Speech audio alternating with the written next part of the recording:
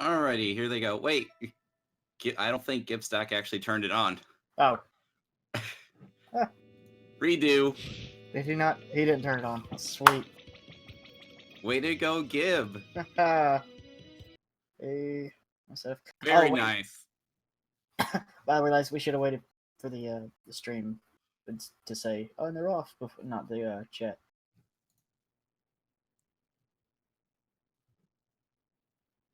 Let me refresh the stream just to make sure I'm...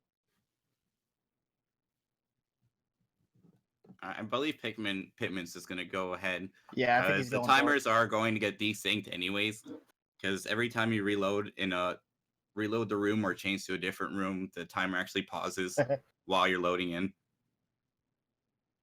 It'll be all right. It'll only be off a minute for a minute if we just go ahead and hurry up with it.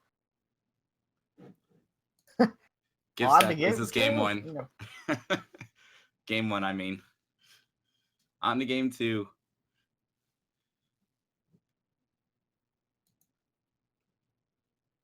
Yeah, let's just roll with it, Gibstack. Okay. I wonder if he's going to go ahead and start.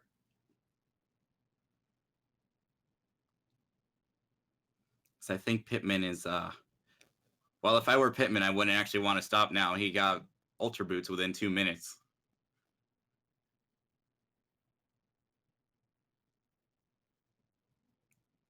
Seems like we're rolling with it then.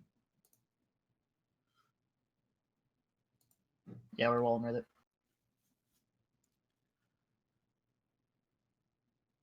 I'm not getting game audio. Are you getting something I don't really... I have the stream muted because I don't need to... I just commentate what's happening. But Gibstack did something I don't really see many people do, is actually grab just the item on the right side and then leave the beginning room. A lot of times players will actually grab the other 2 items in the room, one in the bandit house and one on top of the shop on the left side. We got Pitman deciding to farm for items in Mujo 4. Both players Gibstack. Actually in the same room. Gibstack pulls a free Power Rush. And a free Thunder Rage. That'll be good for grinding or for Smorg. So this room is actually really unique when it comes to item grinding, because as long as you keep reloading, the coconut tree will always keep spawning 2 coconuts on it, which in turn will be 2 random items. So it's really quick for getting your inventory full. And Pitman seems to be frozen. Yeah. Where is Mario? I'm not too sure what's happening on Pitman's side.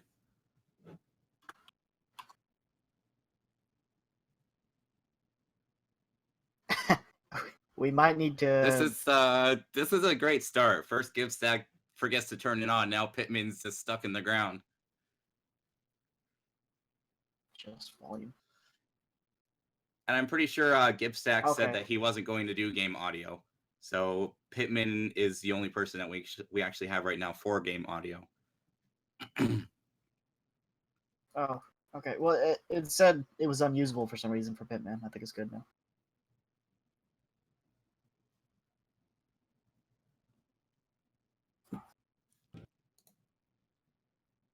I'm wondering what's happening on Pitman's side.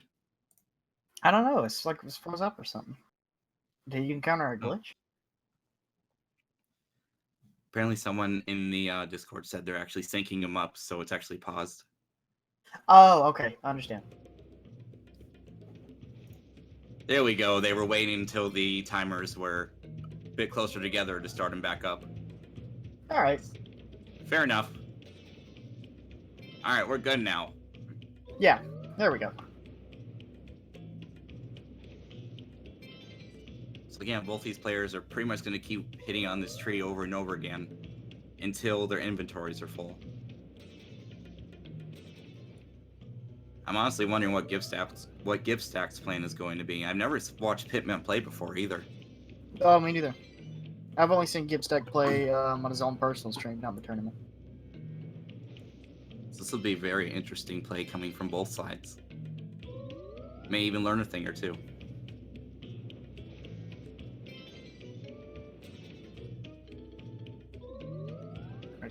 All right, I think game audio should be working now. All right, Gibstack has an inventory full. I'm pretty sure he's going to leave this room. Looks like he's opting to stay, which is fair enough. Sometimes you can stay here and keep getting better items to throw out the ones you have, like Pitman, tails unfortunately, not. Yeah, Pitman's unfortunately not picking up too many good items. Although it looks like Gibstack is going to keep going for it, unless they maybe get some different things. Gibstack actually getting return postage, which is worth 500 coins when you sell it to the badge shop.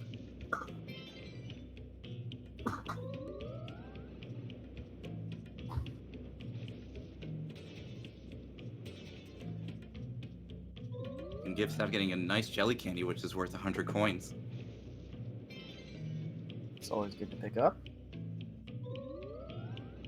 Okay, then get a free multi-bounce. That's a good alternative to Quake Hammer for the Shadow Sirens 2 fight, as well as the Shadow Sirens 1 fight.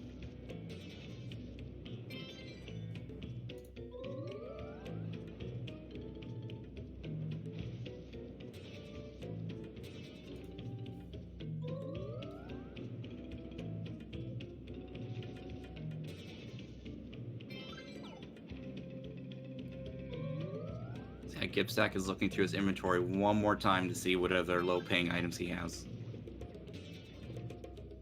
Because that's what both players are essentially doing right now, is just clearing out the coins, the items that aren't worth that many coins. You don't want to sell items to shop for only just for 2 coins or so. Go through all those text boxes over and over again. It might seem like just a few seconds, but it adds up over time if you keep doing it again and again. Absolutely. Hopefully one of them can pick up a free power bounce or some more free power rushes here. I'm actually getting a free Zest Dynamite, which is useful in many rooms, especially the Boat Curse room, because it will deal an exact amount of 8 damage to all the Phantom members. Thus getting that fight done in 1 turn. Pitman actually getting a Crystal Star. I didn't see which one it was. It looks like the Sapphire Star. From the amount of star power he has now. He got another Crystal Star. The Garnet. Can he make it 3? Can he make it 3? I believe the Garnet Star is Showstopper, correct? Oh, I hope he didn't mean to actually get rid of that gold bar. Uh-oh. He just threw 100 coins away, literally. Yeah, it seemed like he was mashing his hammer a little bit in anger. Must have been a mistake.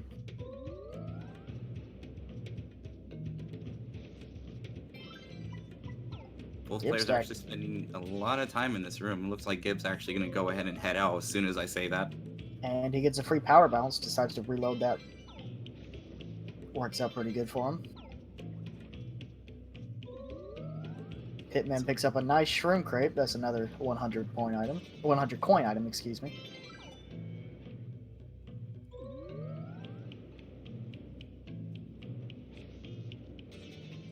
Gibstack picks up a Whack-A-Bump. That is 50 coins in most shops and 100 coins on the XX Express.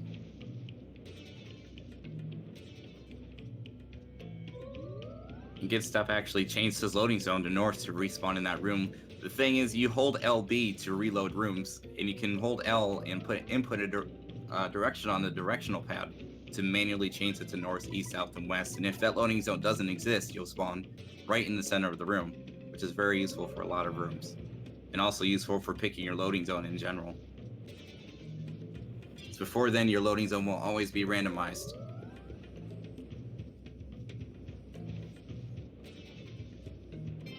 Pitman's still hitting this tree. Gibstack gets Dow 2, which gives him a free point with the gate handle and gives him a great option for grinding for levels. And he picks up the Emerald Star.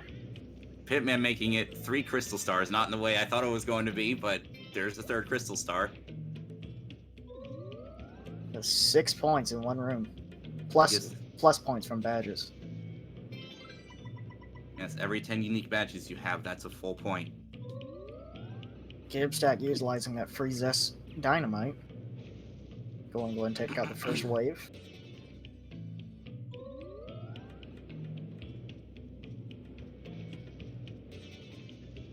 He's looking through his badges. I wonder if he's actually going to stay here, or... Yep, he's going to stay here. Because using Flurry, you have a good chance to blow all 4 of those embers away And again, you can just keep reloading the room to fight it over and over again for your levels. It's a chance that all of them will be blown away. It's not guaranteed, Ooh, but they only have 6 Pitman. HP. Pitman throwing away the ink pasta. That was an 80 coin item. He may not have known that, but if he did, I would not agree with that decision.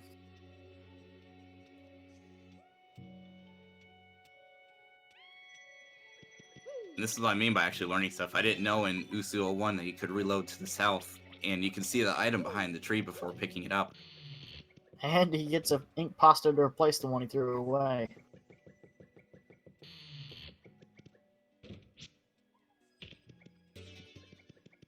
So this is the downside to actually farming in Duo 2, because now he has to take out both the stragglers that stayed behind, making the fight a bit longer than you want it to.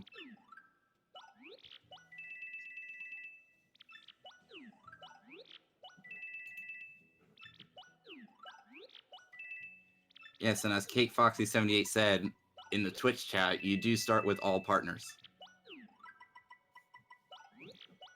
You start in Rogueport 1 at sequence 8 with the opening cutscene skipped, and you have all your partners at the beginning.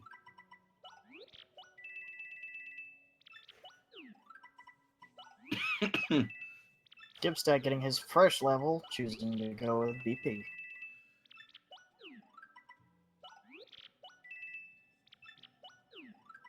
And it looks like he's actually going to go ahead and stay here.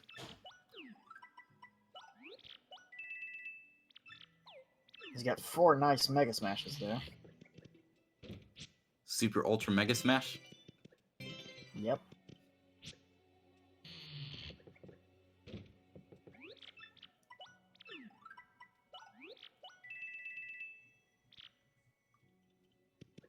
And he actually gets all 4 of them this time. Very nice. On Gibstack's side.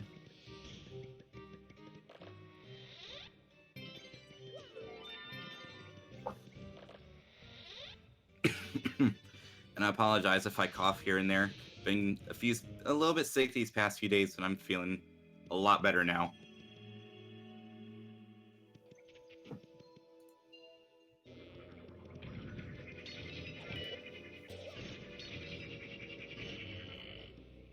Yeah. Oh, I thought I was about to get all 4 again. I spoke too soon. The last one actually stayed behind. That is unfortunate. Hitman pulling a Moon Room. Fortunately, it's not the best one, but will he utilize it? It looks like he's choosing not to. I don't think he actually has any damaging items with him either. Fair decision. You don't want to stick around farming in that room if you're going to kill them off one by one.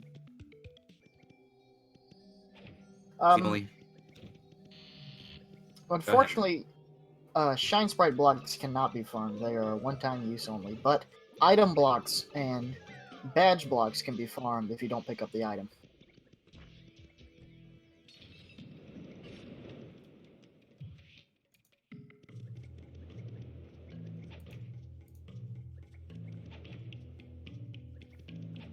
Pitman pulling what is the most likely the second best shop in the game. Also, a couple items he could pick up here. Looks like he is definitely going to do a shopping here. It's most definitely the second best shop in the game because you can reload the room and see all the items when you first come in. Quickly, he's getting his power rushes.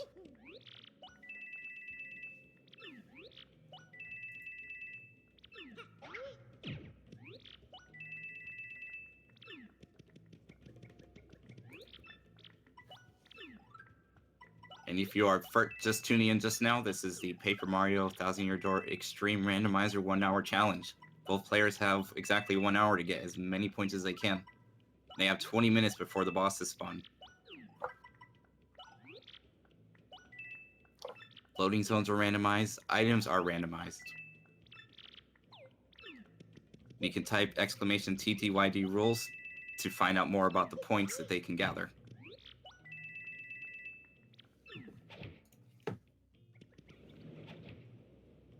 Yeah, the text next to loading zone, Barrow, I'm not quite sure what that means, but the letter to the left of Barrow indicates the direction that you come from when you enter the room.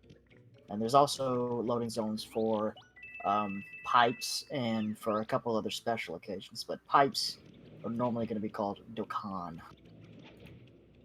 There's a course, lot of funny loading zone room names. There's hopefully we can see some Dokkan, of them. everyone's favorite Adormon when you enter Glitzville. And there's a whole bunch of other weird names. Those you cannot actually choose manually with the directional pad, though. You can only choose north, west, south, and east. Looks like Pitman's gonna pick up an Electro Pop. I think that's a good 25 coins. And the Fire Pop to go with it. Hey, it's a pair. Gibstack's still going ahead and deciding to farm out this room some more.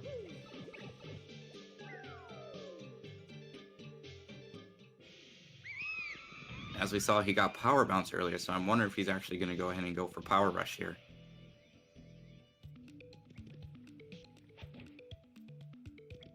Which is also a very common strat.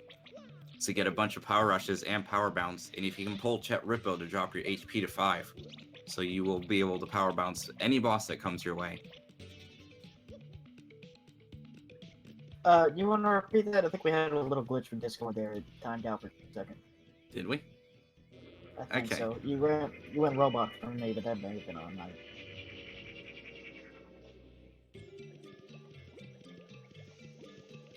Alright, in case the chat did not hear what I said that, look, I was wondering what Gibstack's plan was.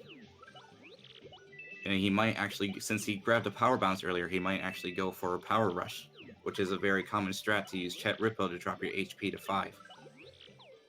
That way you can Power Bounce any enemy that comes your way.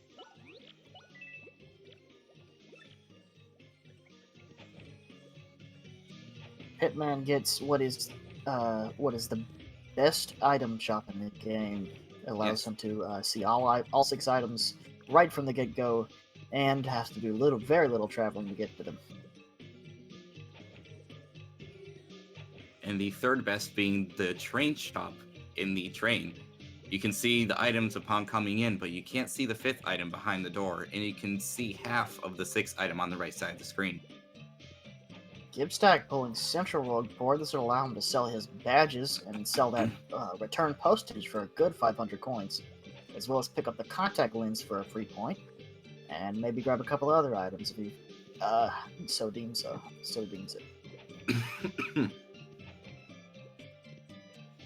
Yes, and that's something both players will have to be wary about too, is their sequence.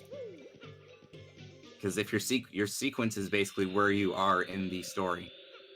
And if your sequence is too high, even if you get loaded into a boss room before that chapter, that boss will not actually be there, because you're supposed to have beaten it already. Looks like Pitman's going to be grinding on Muo 6. It's not the best grinding room, but with only 5 minutes to bosses, I would agree with that decision.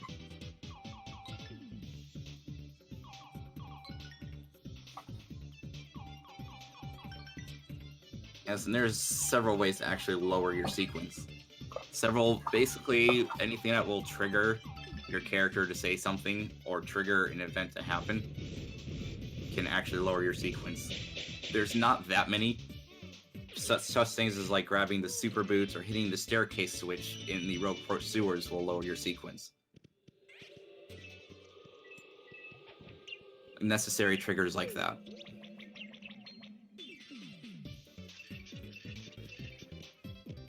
The timer is just there.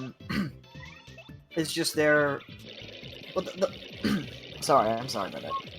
Yeah, that's right. It's a score chase. They're trying to get the most points possible within an hour, and whoever has the most to win is the winner of the round. But this is going to be best 2 out of 3. So hopefully we could see a game 3 here. Have we seen that yet in the tournament? Yeah, there have been 2 matches that have gone into game 3. There have been 2? Okay. Mm-hmm. That would be exciting to see this time around. As anyone that knows me knows that I am excited that Gibstack is actually buying Mega Rush P's. I'm a big fan of Mega Rush P. I noticed he also bought some point swaps, which is a good strat. Mm-hmm. Very useful. Yes, the high sequence is actually 405, and that's after engaging a battle with Shadow Queen or refusing her. Choosing either one of those options will will increase your sequence up to 405, and it'll jump up to 400 upon actually loading into that room to start the battle with her.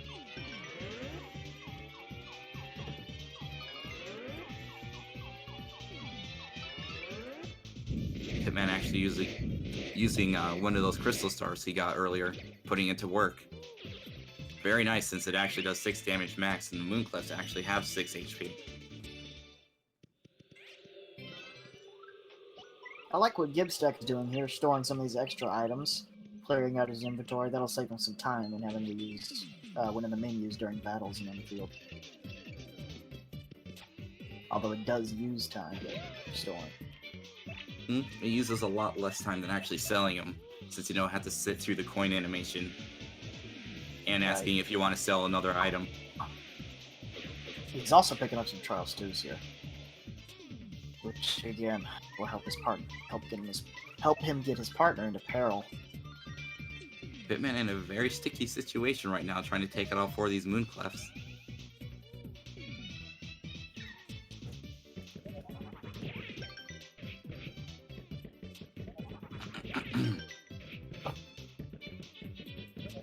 Yeah, it's basically getting both Ruby and Crystal Star. Crystal Star will increase your bar to 8 star power, and Art Attack actually costs 4.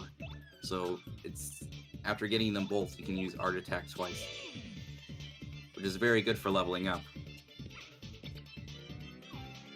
because you essentially don't have to actually use items or FP or anything. You can just use Art Attack twice.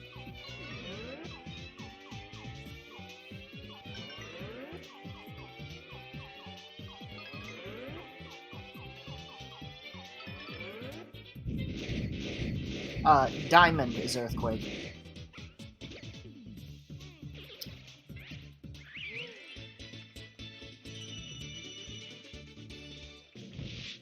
Gibstack, actually, I just noticed that he got back into Gore 1 yet again to get his money back up. Like, he'll have virtually no reason to actually withdraw those items later on to sell them back for money. He's actually checking the shop. Both players are very close to boss territory now. As soon as that timer crosses 40 minutes, down to 39 minutes left, the bosses will spawn. And that's where a majority of the points will come from, because each boss defeat is actually 10 points, with the exception of Grotus, Bowser, and Cammy, which are 8 for both battles, and Shadow Queen being 25, and Bone Tail being 30. It's a very rare chance to pull Bone Tail, though. I think the Crystal Star is a bit brighter. It looks more silver than the Diamond Star. Mm-hmm. Crystal Star is like very light blue, and some other colors, light colors thrown on it. Gibstack's going to pick up a few free items in Gen 08, as well as a key for a free point, and he's going to be doing a little trick to get out of the room without having to blow that key. Although he does mess up the first time. I should note that both runners are now capable of pulling bosses. So the question is, are they set up for it? I do believe Gibstack is mostly set up, if I remember correctly. Yes. Gibstack has his badges on. And he pulls Gloomtail very quickly. That is ideal. Pitman's still leveling here. Not too bad, since every level up you get gives you 2 points.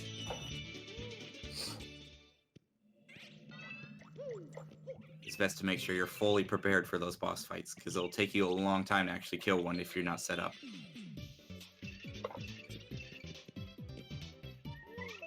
I'm pretty sure I think he's going to take the breath hit and get poison to drop down to 1 HP. Yep.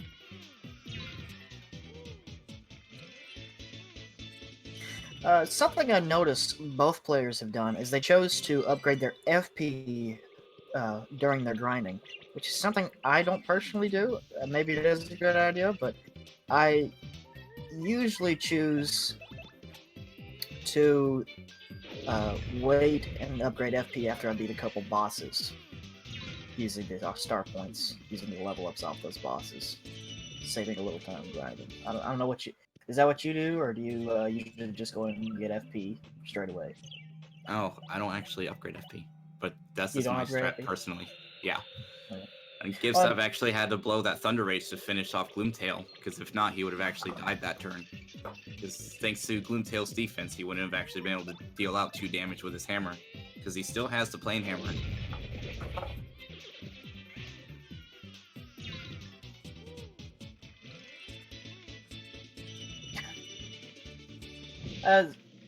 Zawan and Burma, where if you die in the randomizer, you lose 5 points and you have to spend 7 seconds on the title screen. After that point in the game, it'll put you back into another random room.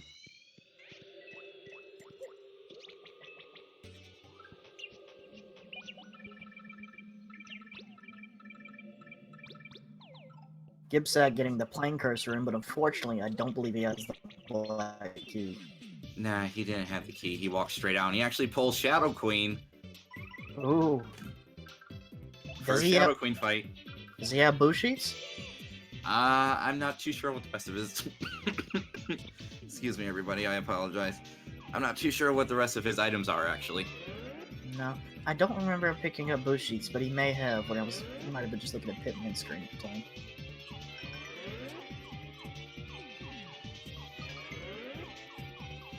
Wouldn't it be nice for Pitman if... Oh, he actually messes up that last one. Oh, he does. If he does finish this fight, though, I wonder if it would be nice if he got that gold bar ×3. He has items to go ahead and cover his mistake, though. Yeah, he has that earthquake. You gotta help him out. Oh, he chose to fight her. Oh, and she has Zap Tap on. Oh, no. Oh. That is such a bad badge that you want your boss to have. That is a... Very unfortunate, because you cannot actually jump on her. Yeah, of course, I think he's both gonna players go in... will actually die. That and return postage are very unfortunate bosses to have on. And he's gonna have to use up his life shrooms. Or 1 life shroom.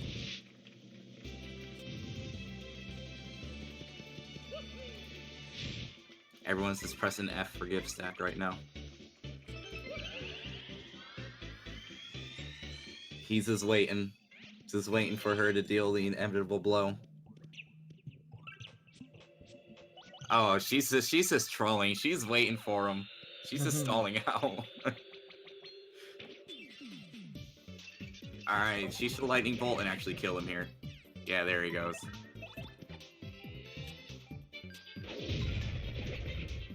How unfortunate. Out of every item that the boss could be holding, Zap Tap and return postage are just very unfortunate. Especially when you do Shadow Queen, because I think his sequence is still at 400 now. Actually, I believe it's going to be at 405.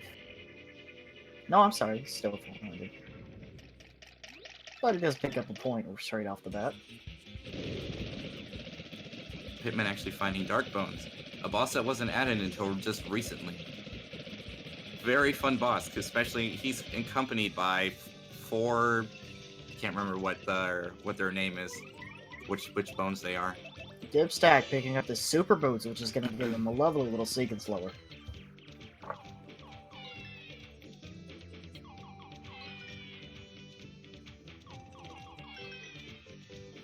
In case anyone is out there thinking that this is mainly luck, it's your decision on what items you want to buy from shops, or if you just choose actually use a sequence reset or not.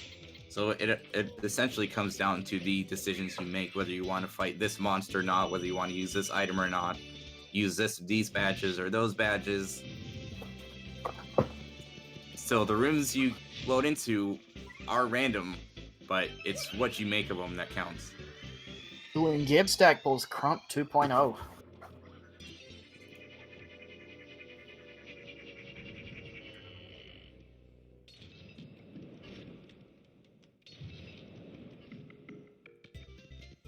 So that game over actually gave Pitman a chance to catch up a little bit.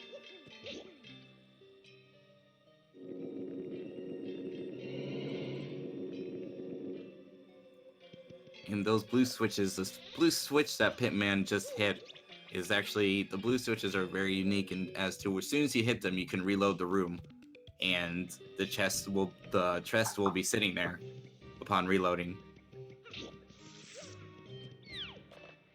Of course, you do not want to do that with the blue switch for the staircase in Rogue Port Sewers, because it won't actually drop your sequence till the staircase is finished. I don't believe. And then you won't be able to hit anymore. And you also don't want to do it in the palace tower room with the red switches. It won't work there. You'll waste your time. Yeah, it won't work for the red switches.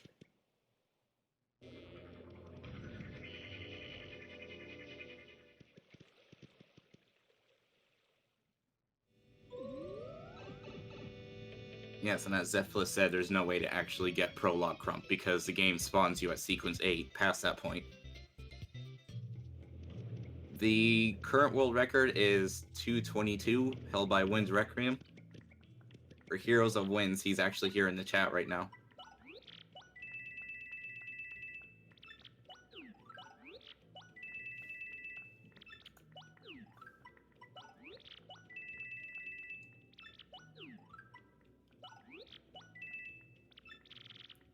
Pitman actually going to go ahead and stay in this room, and I don't blame him because it looked like he didn't have any boost sheets yet.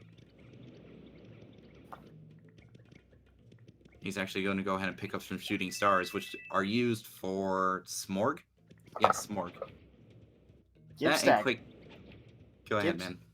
Gibstack finishing off Crump 2.0 and getting himself 10 free points, tying the runners. And their timers are not actually as desynced as we thought they would be.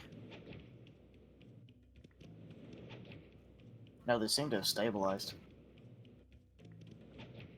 Usually one player by now would be a minute behind. I'm actually surprised at how close their timers are right now. Of course, that'll probably change because Pitman's reloading the shop over and over again. Gibstack quickly picking out yet another boss. This time he pulls Smorg.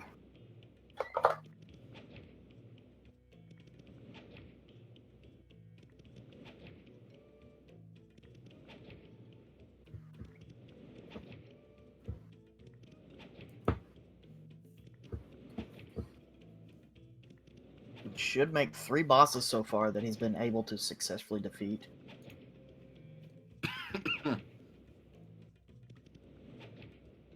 I'm honestly wondering, does Gibstack have a way to get rid of all 3 of Smorg's tentacles in the first turn?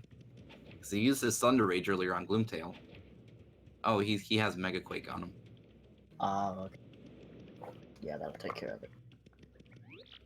Pitman getting those boost sheets he was looking for.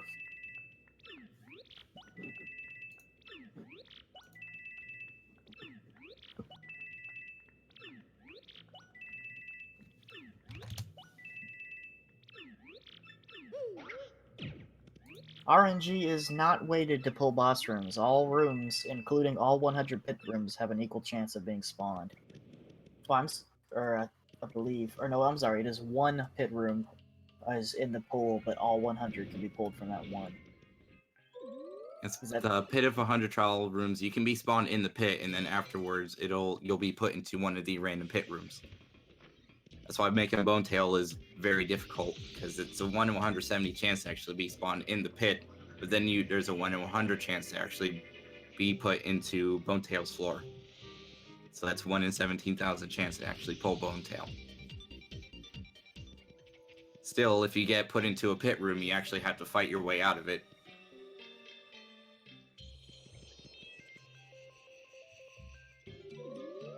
Pitman actually finding the blue key room, which grabbing his key will drop his sequence down. All the way to mid chapter 2.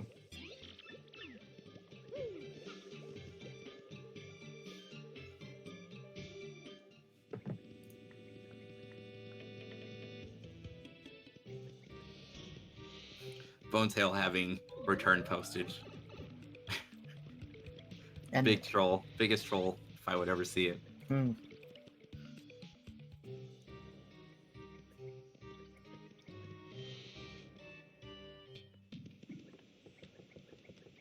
Pitman actually getting the boat curse room. Forget, he Was it him or No, Gibstack got the Zest Dynamite, but he actually used it earlier. And cursed chests are actually worth 6 points.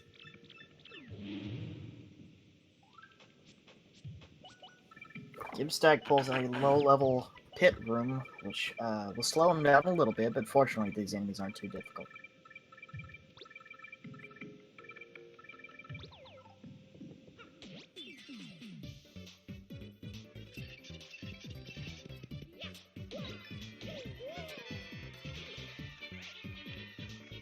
The only unfortunate thing about these pit rooms is it's not like people are set up to actually just take all these enemies out in one turn. So you actually have to take them out individually sometimes.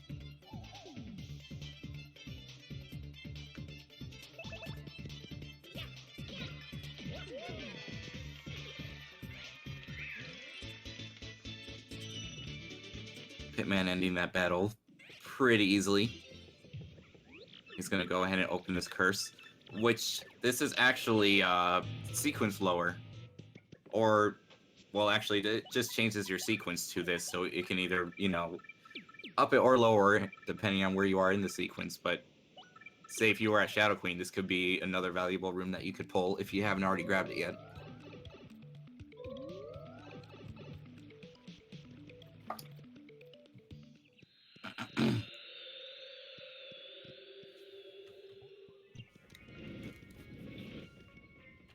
The reason Bonetail is so unlikely is because you, not only because you have to be set up for it, but when you pull a pit room, you have to pull.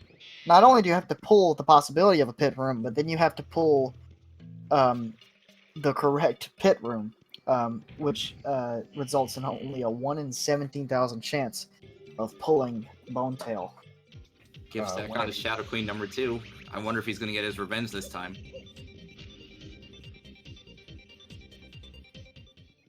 We got a cog champ on Pitman.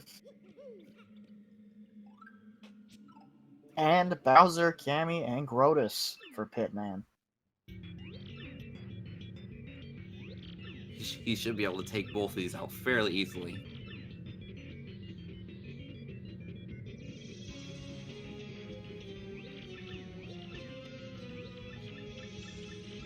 No, Gibstack's actually going to become her servant, which doesn't give you a game over. It does reload you to another room with a sequence of 405.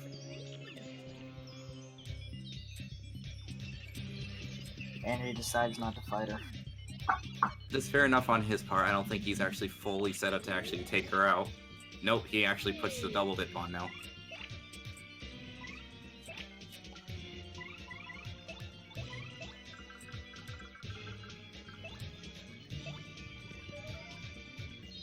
Pitman actually deciding to use a shooting star on Grotus. I'm not too sure if he knows that you only need to take out one to actually drop Grotus' shield.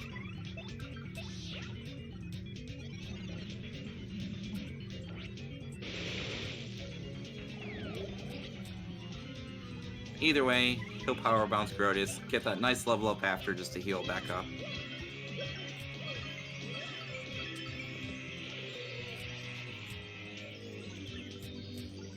And he'll nab himself a nice 8 points, 10 points if you include the level up.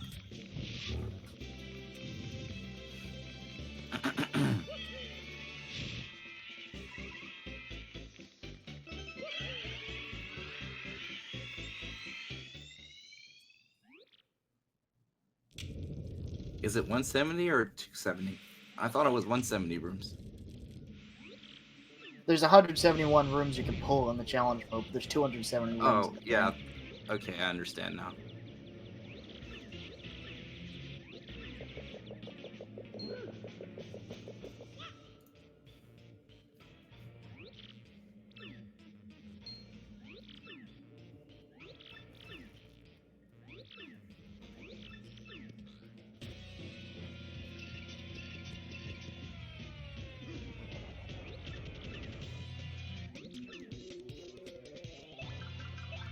Gibstack decides he wants to go for the Pirate's Grotto key. Pitman's actually going to have to survive both attacks this turn. Hopefully he can do it, because Bowser actually does damage to both of you. So he'll have to survive Cammy's attack. Gibstack actually pulling a pretty semi-difficult pit room. Yeah, that is a pretty low one. Alright, so Pitman actually made it through this because Kami actually decided to attack Yoshi instead of Mario. So he should be able to get through the rest of this fight with no issues. Gibstack gonna use Clock Out to buy himself some time. No pun intended. So that Boo does a lot of damage. Oh, that's right, he has simplifiers on.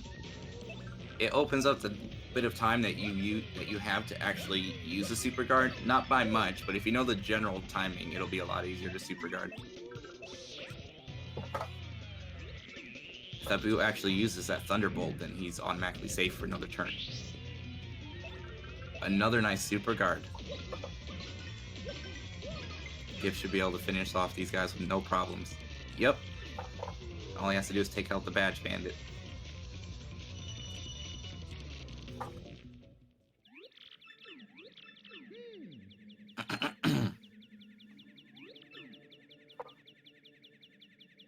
Pitman so far having a good, comfortable lead over Gibstack.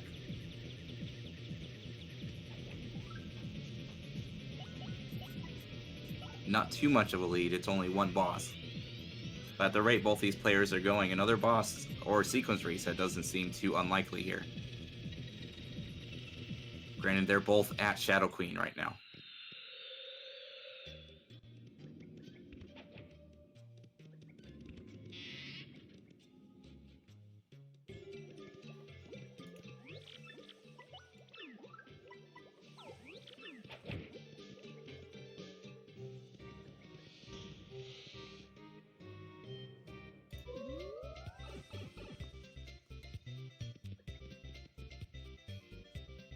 Pitman actually pulling one of the few bosses that he could have actually pulled. Ooh.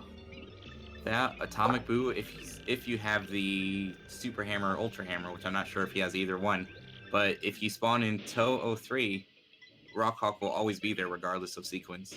Unless you're in the sequence right before you, or I can't remember what sequence you have to be in to actually pull Grubba in this. I know you have to be in a very specific sequence to actually grab Grubba now. Yeah.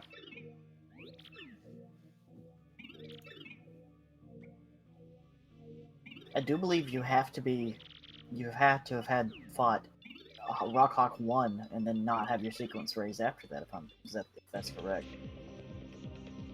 Or perhaps you could do it with after getting the Super Hammer.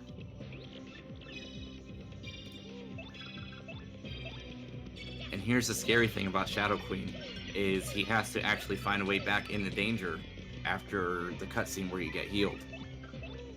He's actually using a Bushi on this turn. If he does enough damage, Shadow Queen will actually transform on her turn and won't do any attacks. So if you deal enough damage, you don't have to use a Bushi on the first turn.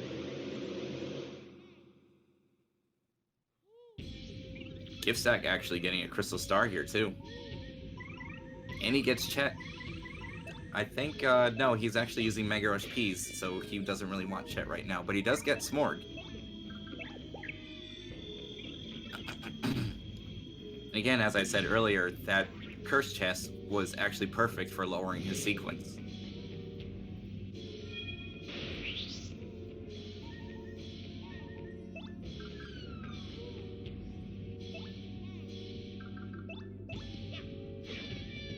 Gibstack looking through his badges, finding out what he wants to do with this.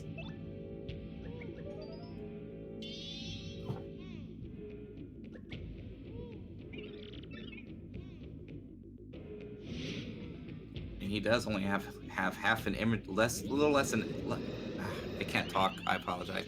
Little less than half an inventory full of items.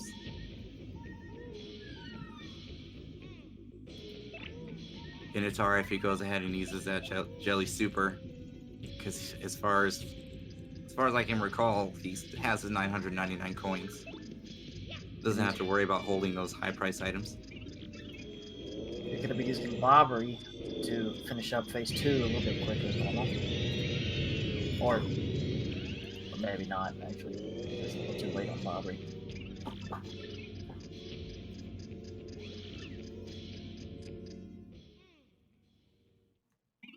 All right, and Pitman is heading into the final phase of the Shadow Queen fight.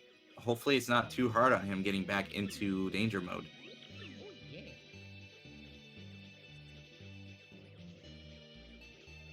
Because this Shadow Queen fight will can either give him a nice lead, since Shadow Queen is worth 25 points. He'll take the lead back from Gib, or he'll end up losing 5 points, and he'll be stuck with this sequence. Well, he's stuck with this sequence regardless of whether or not he gets it, but after all this time, I sure hope he comes out actually defeating Shadow Queen. Yeah, that'd be pretty bad to spend that much time on one room and then lose 5 points and be stuck in the high sequence.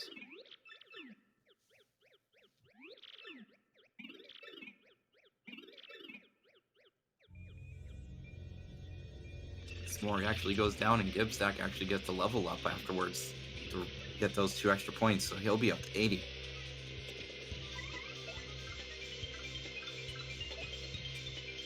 Pitman actually does not have a point swap. Though, if those hands do freeze and Shadow Queen attacks him with just 1, he can get into danger.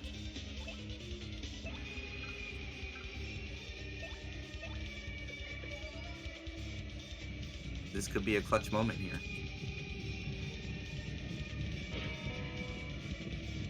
Did Shadow Queen herself fall asleep?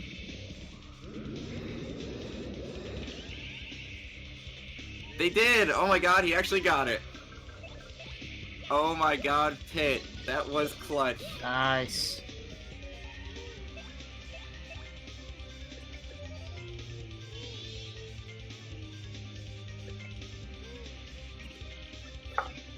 Very nice on Pit's part. I have to give that to him.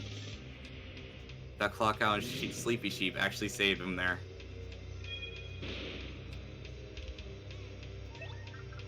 I can imagine how excited he must feel that he actually pulled that off.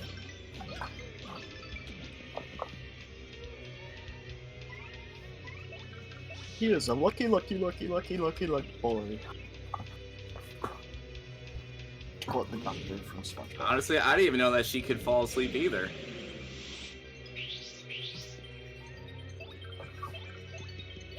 That was just a really high IQ play, really. CSGO 200 IQ plays.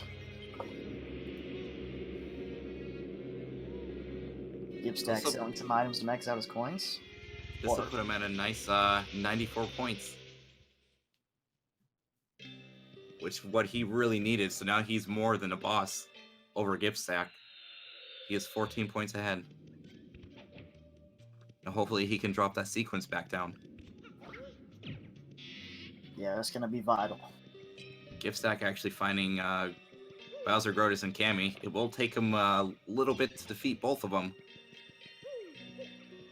So hopefully Pitman can find some key items, some more crystal stars, knowing his crystal star luck in this. You got 3 in one room. Ooh, Pitman getting into a battle, unfortunately, is going to spend a little time.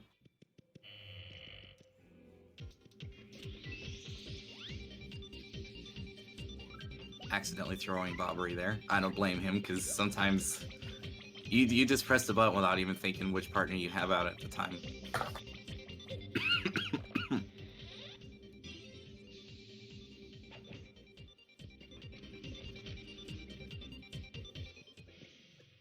And after Bowser and Cammy, Gibstack will actually get another level up.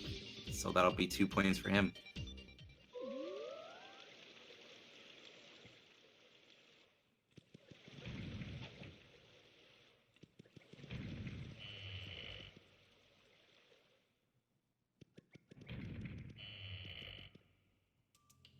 And those super cards are actually coming in really nicely. Man, getting 2 boss rooms in a row, but 3 super guards on those things. 3 super guards on those Grotus X's. Think about how he wants to play this one out, because he still has to take them out and actually have Yoshi attack Grotus, which Ice Storm will clean them up just nicely.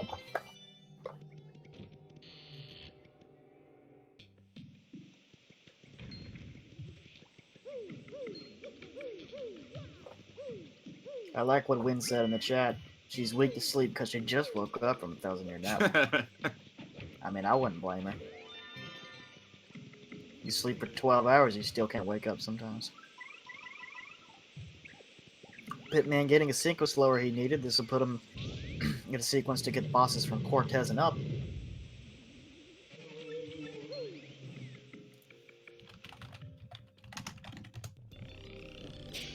But he goes straight to Shadow Queen. Round 2. He does not have he doesn't have the same items as he had before. Though he does still have his Earth Tremor. If he could do 5 damage to both hands and just have Shadow Queen lightning him on the second phase, or the final phase rather, he could actually pull her off again. I don't recall if he's actually in danger right now or not.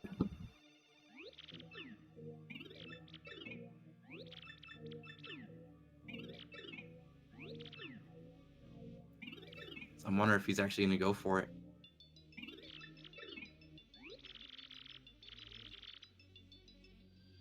He's thinking. And he decides not to go for it. I do not blame him. He wants to stay safe. I'm pretty sure both players are actually watching the stream, so he knows that he does not need to actually force this fight.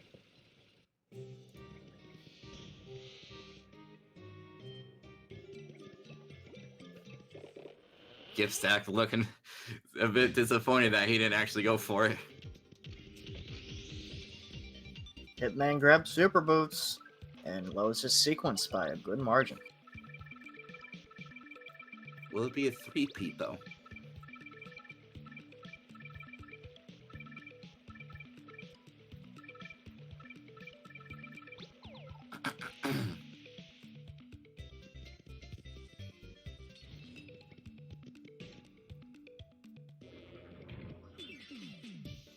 And again, he gets caught in that same battle. If you're not actually like prepared to reload out of to the west in that room, then those cannons will get you every time. Yes, this room and LASO2 both have that same problem. That and GON 08. I'll speak more on that later. Pitman actually gets the Super Hammer room. Lovely. Which I'm pretty sure he might as well go ahead and take because he still has the Plane Hammer.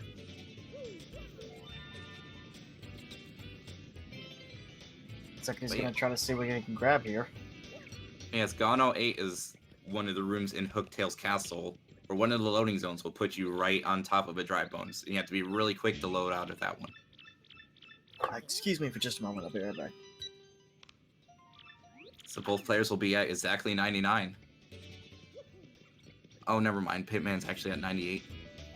My bad. So unlike Gibstack, Pitman still has points that he could get through coins. So I'm pretty sure he's going to go ahead and take and sell something here. Oh yeah, he still has that gold bar times 3.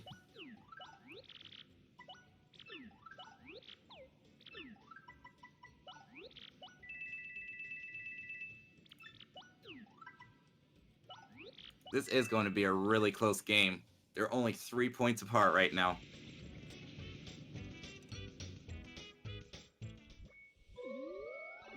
Gibstack's actually going to go ahead and buy this lottery ticket to give him that 1 point. Of course, he'll have to sell something to get those coins back up, but it's, as we all know, he still has all those items still sitting in storage, or he could just sell that Mango Delight he just got.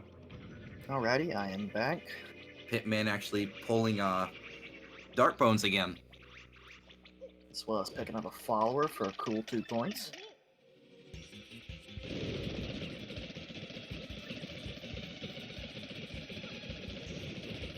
I can imagine how tense both players must feel right now to know that they're so close to each other.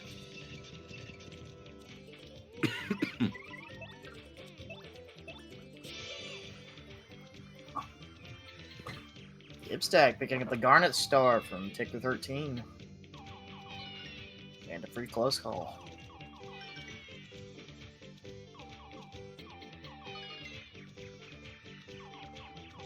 Tell you what, 10 minutes left. The runners are only 2 points apart right now, but about to be 12 points. But this could be anybody's game. Pitman actually getting the showstopper on all 5 of them. He'll take those 10 points and that extra 2 from that level up.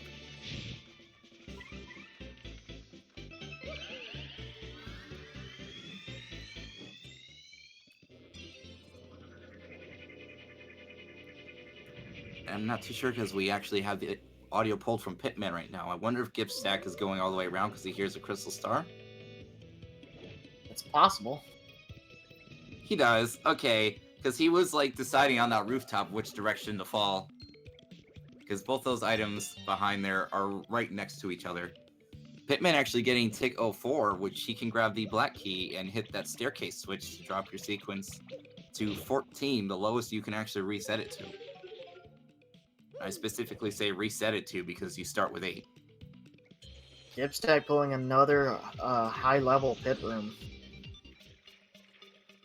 The pit just loves him right now. Mm. Pitman actually getting the first room of Twilight Town. In the vanilla game, the guy will actually walk up to you upon entering the pipe. Hence why your sequence jumps up in that room, if your sequence is low.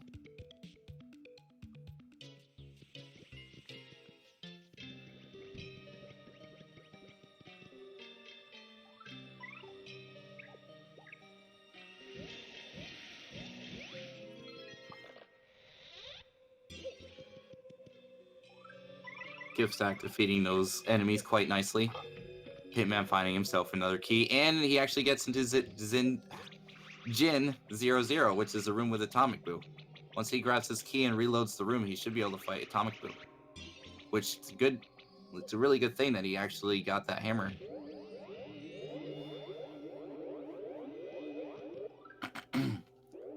Now he just sits and waits.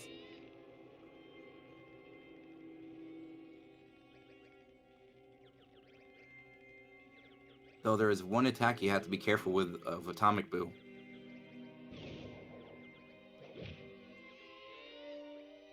Oh, he actually gets carried out. I'm pretty sure Pitman is his controls are. Oh, you can actually reload to avoid being taken out. Very smart. Because as we've seen in when he actually got the Ultra Boots earlier and he was going for the key, his windup actually takes a while. I'm not sure what his why that is for his controls. So yeah, he might actually do this again. Yep. I'm not sure if Pitman's actually using Nintendo or an emulator.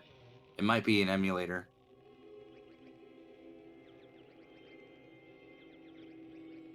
My connection is throttling very badly. Stream is buffering for me. Okay, Pitman actually gets it this time.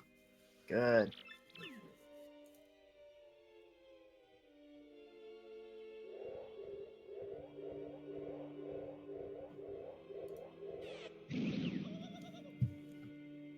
So again, there's an attack where one turn Atomic Boo will hide his face, and the next turn, if he actually unleashes that on you, will deal 5 damage, but you'll be immobilized if you get hit. There's a chance to be immobilized. So he'll actually want to watch out for that attack. Again, Atomic Boo only has 40 HP, so even without it, he can take his time killing it. He does not want to lose 5 points right now.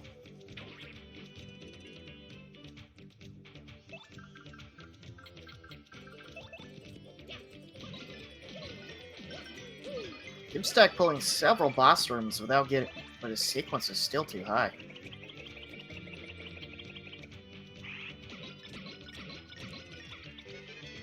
So Pitman should actually be able to kill Atomic Boo next turn. Oh, never mind. He just got into Power Rush thanks to the background. No, this is the attack, actually. He wants to be careful of. Okay. He actually did not get immobilized there.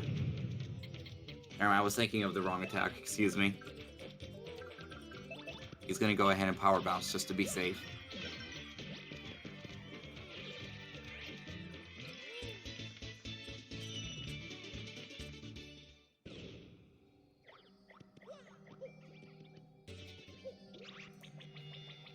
So it's 132 to 105.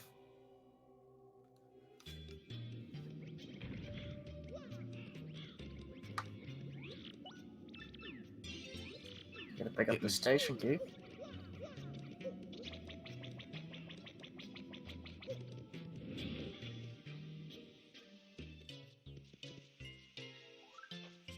This is a really close game, considering the fact that Gibstack can still pull Bonetail. Even though it's a very small chance. Oh, he could have actually hit that blue switch right there, which would have dropped his sequence to about 250 or so. I'm not sure why I decided to skip it.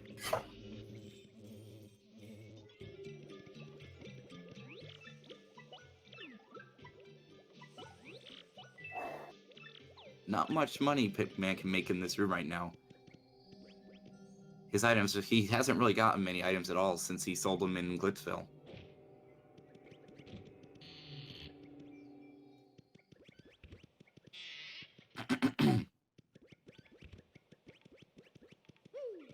Pitman actually going to go ahead and pick up this key, which is why not, because his sequence is actually set outside the train station right now.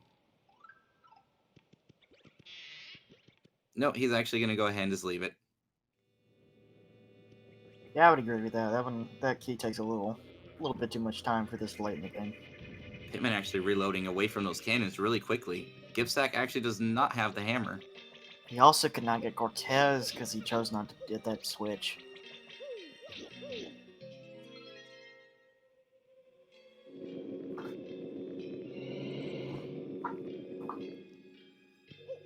Still, luck could be coming back, having get back. I can't talk again. Never mind. He actually got a pit room. I was gonna say that if he got loaded into the super hammer room, there was always that chance where he could grab it and then end up finding Atomic Boo twice before the time ran out. But with this, it's gonna be really difficult for him to get those last 2 points. Yeah, Pitman pulling Grotus Bros and Kama here. I think that's gonna seal the deal this round for this game. He was looking through his badges, trying to think of something.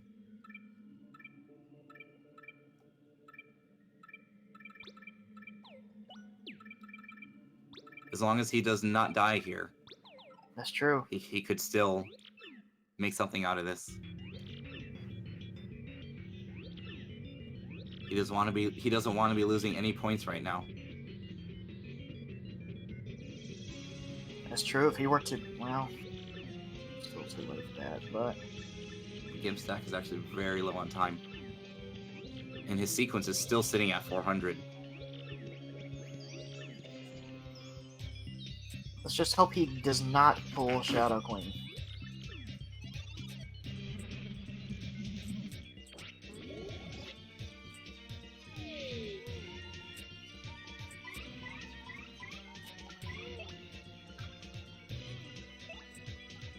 Start getting Cheddar Rippo, but it's a bit too late. Too little, too late. Pitman actually using his S Dynamite to take out the Grotus X's, and he's going to go ahead and use the Bushi. Stay safe for a turn.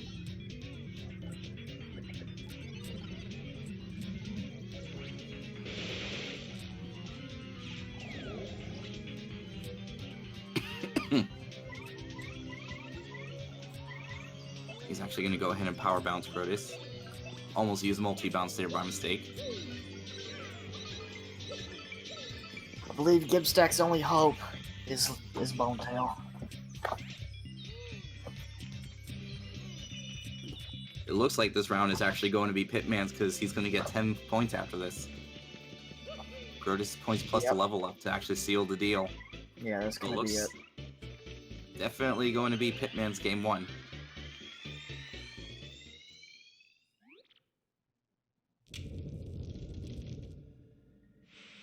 It's unfortunate that Gibstack got trolled on his first Shadow Queen with this app tap. If it wasn't for that, this would have been a really different outcome. Indeed. Not much you can do in moments like those.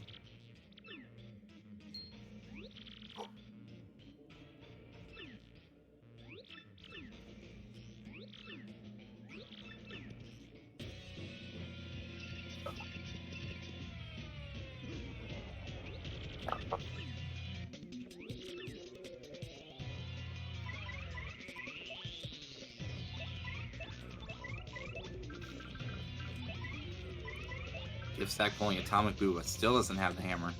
Knowing Gibstack, I think he might just let himself be carried out the room for the lulz.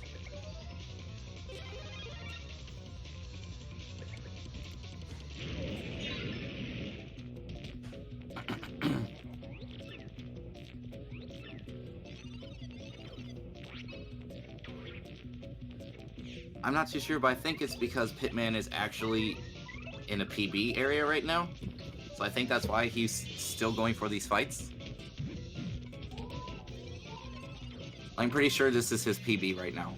Yeah. If I'm not mistaken.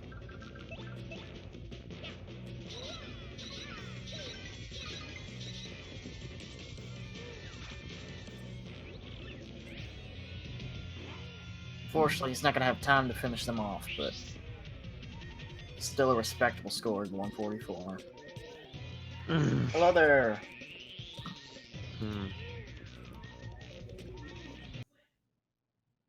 That was a very unfortunate first Shadow Queen, I must say. That was very unfortunate, the entire run. I can imagine how frustrating that was to just start that battle and to see those electric bolts coming from her, knowing you're screwed. I mean, Can't do it was anything. it was already a risk to try and go for it, but Oh yeah, because definitely. I didn't have boost sheets, but I mean, I didn't even get the opportunity to see if I could do it or not. So, and then those 4 pit rooms, that's nice. Yeah, that was actually very unfortunate too. The pit just decided to love you that run. Yeah. Not much really can come with pit rooms. It's just a fight you have to go through, spending time doing something that you can't avoid. Yeah. Okay, I'll be right back. Hello, Pitman. Hey, Congratulations. thanks. I'm getting some pretty bad lag on my side. I hated that I had to redo Atomic Boot 3 times because I can't get that hammer. Ooh. Is it your controls that's doing Keyboard, yeah. keyboard. Okay. Yeah, it's a little interesting to do the wind up on a keyboard. We were watching, we saw you. It was smart, like reloading, so you wouldn't get taken out of the room. Yeah, I didn't want to lose it, but it hurt real bad. But at least you got it. Is that PB, by the way? I can't remember what your No, I got it last. Okay. It's like 153. I don't know, something along those lines. Fair enough. Let me see here. Looks like it's 141. It didn't get updated on the. Oh, it didn't get updated. Oh yeah. Okay. Well, the Twitch chat just reminded me. How did you feel after you put Shadow Queen to sleep? I was so surprised it was. That was awesome. Everyone was like, "Holy cow!" I was like, I know I don't have my danger, but if I can just get her to sleep and get one thing to hit me, I was good. But it was definitely risky. That was extremely risky. It's 25. Less than 1-3. Wow. Just for a nice tip for you, Pit. You only have to break one. You only have to kill one of the Grotus' X for his shield to drop. So you just have to deal 3 damage to one of them. Right. Bless me, sorry. I just wanted to play it safe since Understandable. I did not want to die. Very understandable. And as soon as Gibstack gets back, I'm pretty sure we will be good to go to game 2. Sounds good. Yeah, I'm here. I'm ready now. All right, here, let me Alrighty. All right. get on out of here then.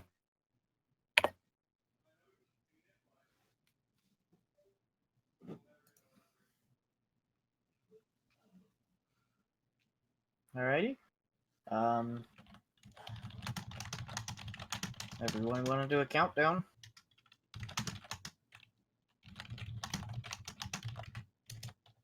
Oh, Gibstack needs one more second. Yeah, we're just waiting for both runners to ready up now. 141. Oh, it didn't get Oh yeah. Well, the Twitch chat just reminded me. How did you feel after you put Shadow Queen to sleep? That was so awesome. Everyone was like, "Holy cow!"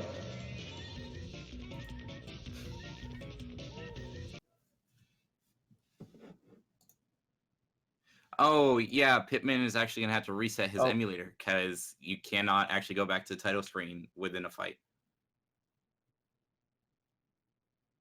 Sorry about that.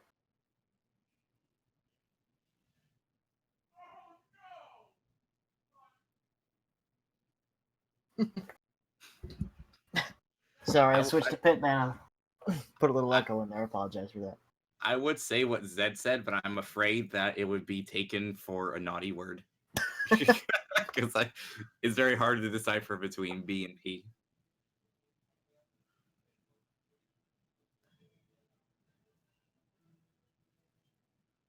Yeah, if Pitman actually wants to go ahead and finish this fight so he can go back to the title screen, either way, we're just waiting on him now.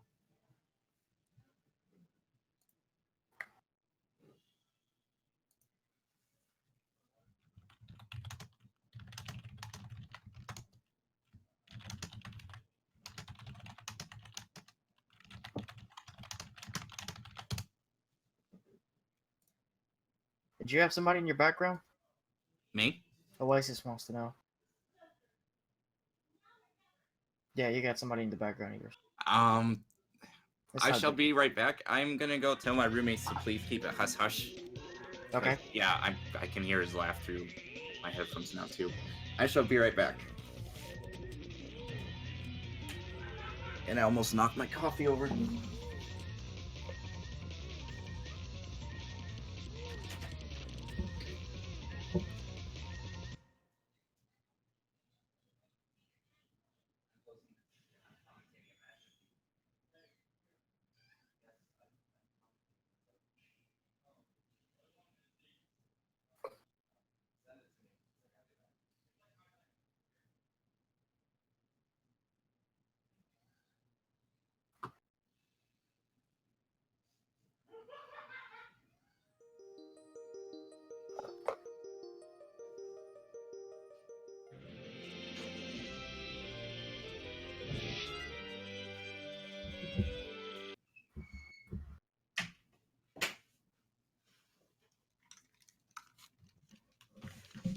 All right, can we hear any noise from them anymore?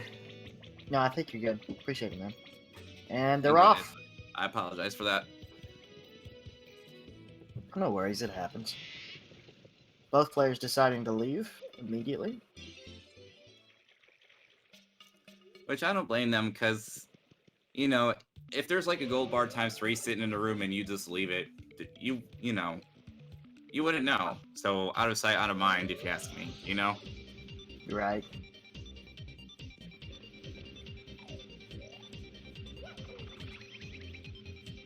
So Pitman actually going to go ahead and grab this card key right here. Oh, Even though you do not have the airplane curse, it is actually activated in that room so you can get the card key.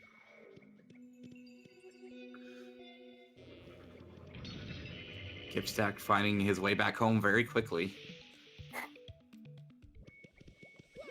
Pitman grabbing super boots very quickly. He's thinking about it. No, he's gonna leave those and hopefully get ultra boots instead. Because it does drop your sequence down really far. Gibstack picking up a free live stream. Also, I just noticed he got Goro 1 a second time.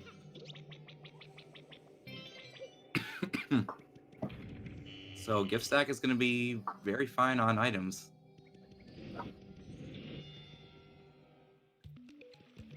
He actually decided to reload and grab the...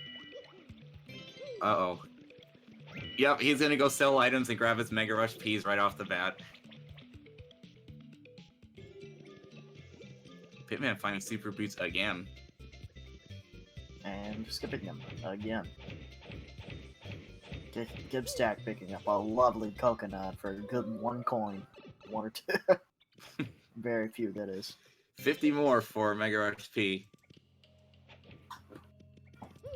Oh, no, it's 2 coins. 25 more. Quick math.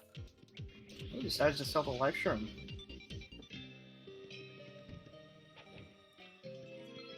Oh, the winner of this match is actually guaranteed money? Winner of the tournament. Alright, I think because... it is. No, Oh, 'cause no! They're splitting it between first, second, and third. That's right. So this, whoever wins this would be automatically third at least. Gibstack picking up a star piece.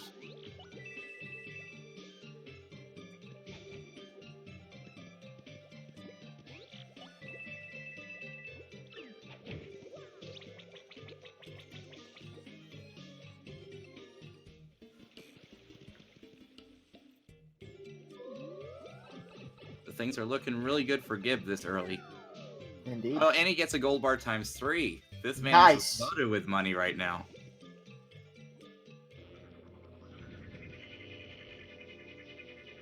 Will he be able to actually utilize that money? That is the question.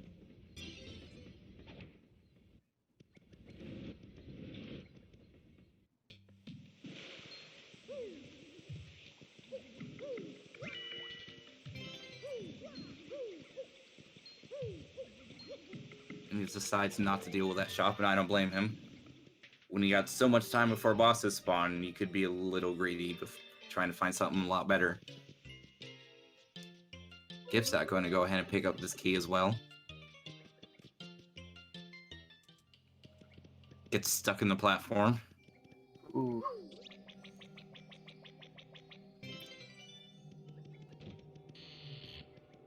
Pitman picking up a honey shroom. Pitman finding his way into Gora 1s, unfortunately without the Ultra Boots. Keeps skipping those Super Boots for the Ultra Boots. I think he's going to go ahead and grab these. I don't know if he hears a Crystal Star, because that was a really random time to just leave the room. It's not. No. But that's a pretty good selling badge. He's in the right place to do it. Very fair. That may have what he was going to check to see if he could get a badge or something to sell. I believe that's 250, right? We'll see in a Defend second. plus P? I'm not too sure. I know Quick Change is 250.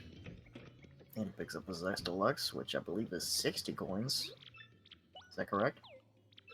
Yes, this Deluxe is 60 coins. Sweet. So Gibstack is actually going to go ahead and use this room for farming, which is really risky because they do have a chance to freeze you. Oh, and that Defend Plus is 150. Not too bad of on coinage.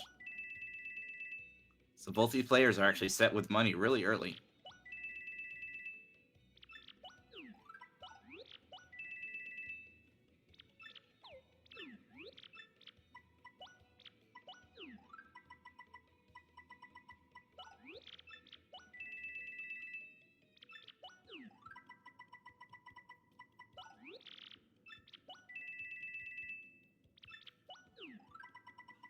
All right, he got Coops in the Peril. Is that a consistent thing where they always hit the first person? I believe that is the case, yeah.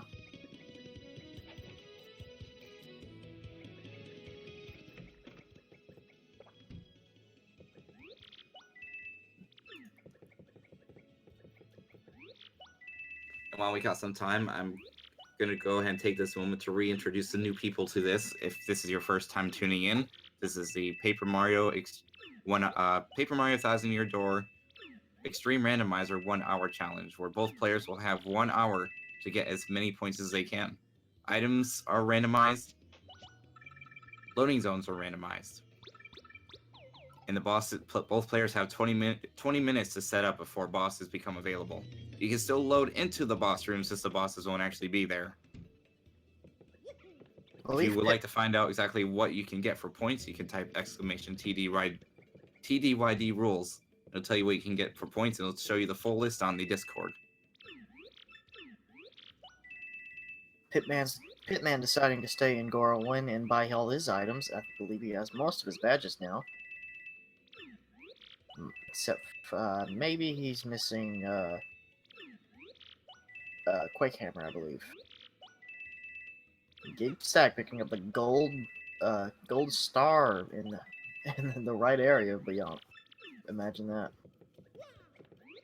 Both these players, wins is like really high because both these players, one person found Mega Rush P in it.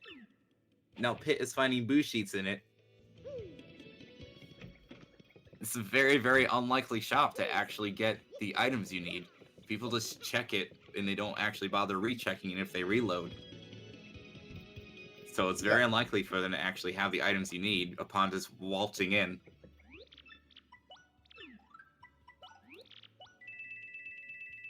So both these players actually have the badges that they need. This is going to be looking like a really good run. Pitman's not picking up any point swaps, but he must be banking on finding Chet Rippo.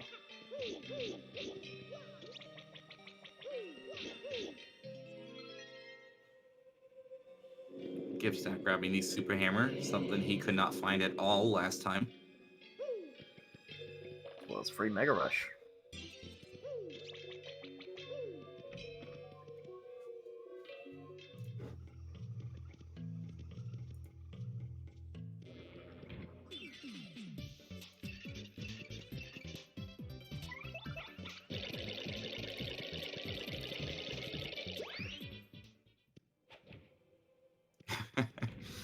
Peachy Flash, if you would like to know more about it, you can type exclamation TTYD rules.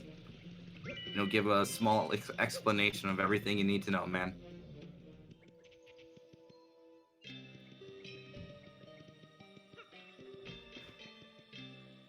I occasionally try to re-explain it over and over again, like periodically. Both players leaving the last 13 at the same time.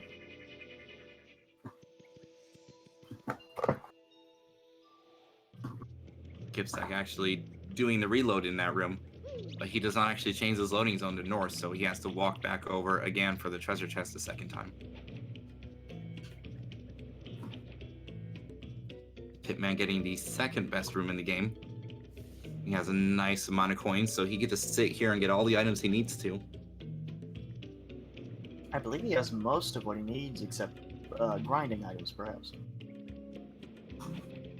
I think he's still missing... Is he still missing Power Bounce and Quake Hammer, I believe, right?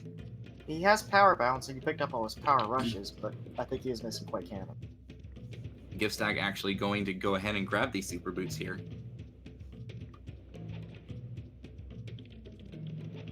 I hope Pitman's decision of not grabbing the Super Boots pays off. Gibstack with a live shroom and a last stand.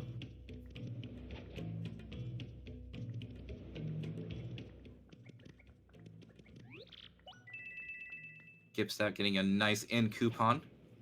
Kappa. Maybe he can get himself a good night's rest with that. I believe I've yet to see somebody using him within the 1 hour challenge. It'd be quite amusing to see. Funny enough, if you use the in both the Bomb Town and the Twilight Town, the Peachy Peach that you would normally get is actually randomized to a random item. In case you ever want to get this yourself and mess around, it's a pretty funny way to get items. It takes quite a while, of course, but if you're just having fun with it, why not? That being said, you can buy hot dogs in Glitzville for 10 coins and get random items off of that, and Zesty actually cooks items into other random items.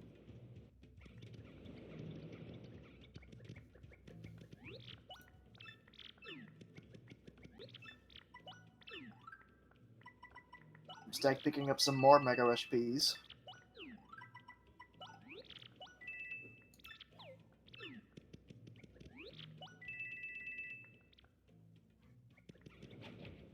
So at this point, basically, both players are just reloading the room over and over again so they can get the items they need. Because the shop will change items every single time you reload. It's a nice gold bar for Gibstack. That's a free 100 coins.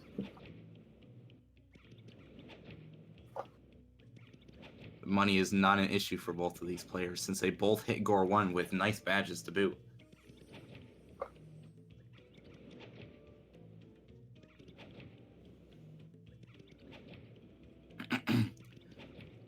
And the item that you get for 10 points actually randomizes each time you reload the room too. You can actually see what item you're going to get by checking the board.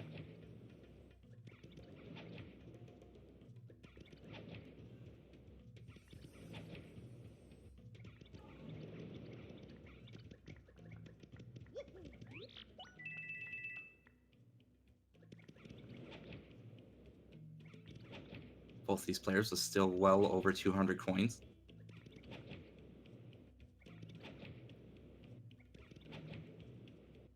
So now Gibstack has 10 points, but once he buys his item, his next item, he'll actually get the item since he reloaded out of the room. I'm Frog Puppet. Yes, and I'm Silverlight. I have kind of a nasally voice, and I apologize because I've been coughing these past few days.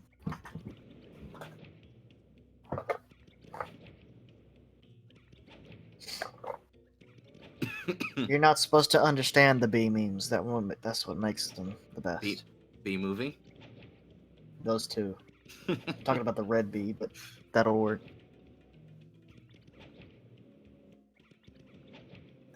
Hey, beater.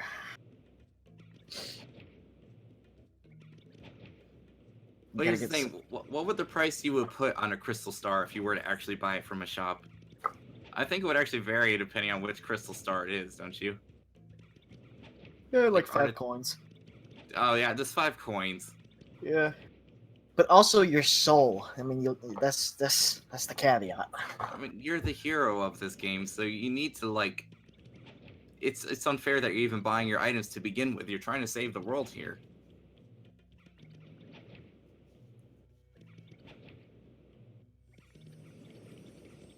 $11 for a crystal star.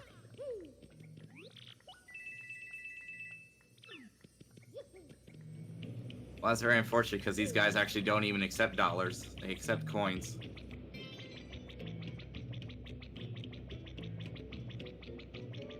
Yeah, I mean, you gotta have some form of currency in this world, or how else could Yoshi commit tax fraud?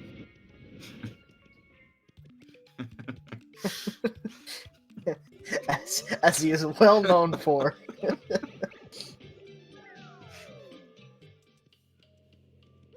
mean, you gotta think though; these are just solid gold coins. I mean, they're worth a pretty penny. Mm-hmm.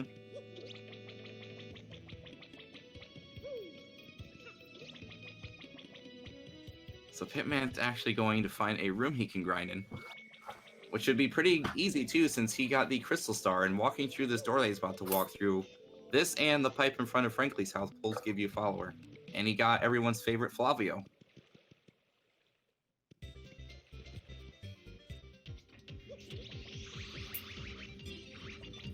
Coggers. Coggers.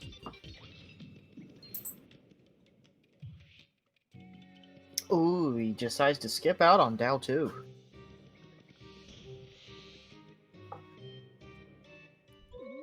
Definitely would use that. I'm not sure if Pitman is fully aware of all the rooms he can grind in, but he does know a good amount of rooms. Yeah. Some are not as well known to some players. That's true. There's Duo 2, there's Bomb 04, which Gibstack used in the previous run with the 4 Frost Piranhas. There's one in the mansion in Poshley Heights. This one in the booze, I think it's the second boo on the top on the left, actually always has 4. LAS 01, the gray bat on the right side, will always have 4. Which is the Chapter 8, that castle. And of course, the most common one being Moo 01, the first moon room. The moon cliffs on the right side actually always have 4.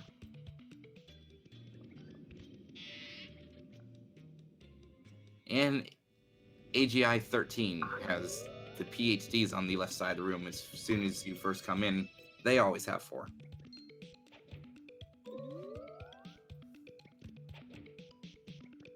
Pitman finding Tick 04, and as long as you don't manually choose a loading zone, it will be randomized each time you come in, or each time you reload the room.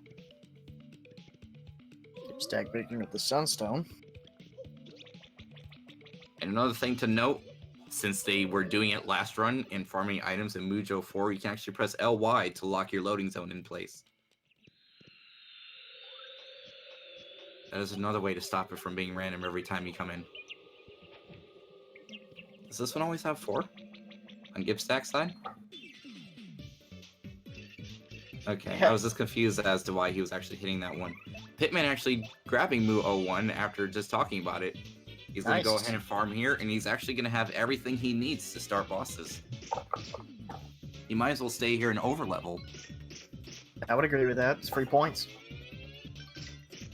Of course, I don't think he actually has Chet Rippo. I forget if he actually grabbed point swaps or not.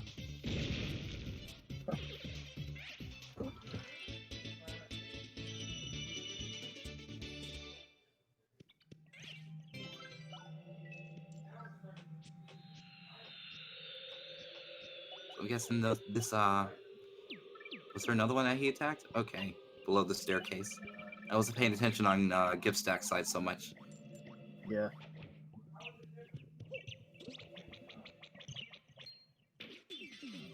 Pitman actually going ahead and getting first striked by one of these so he can be in Power Rush.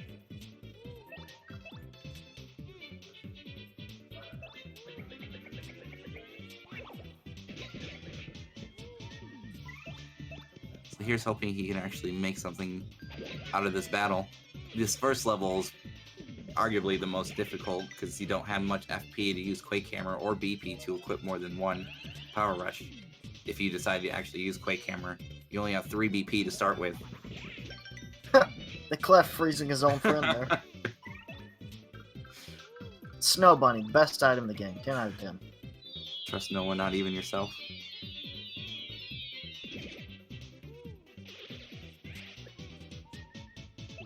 Yep, and he's just gonna go ahead and hit this one. Finish off this battle.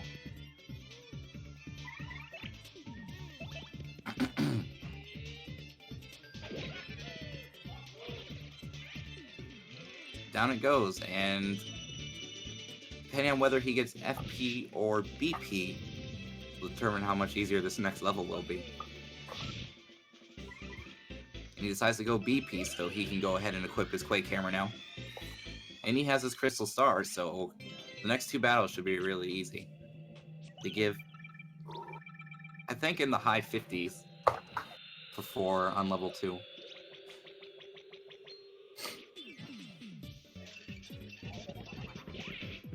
Gibstack gonna be selling a few more items to max out his coins as much as he can. You're gonna end off with 222 coins, matching the world record points.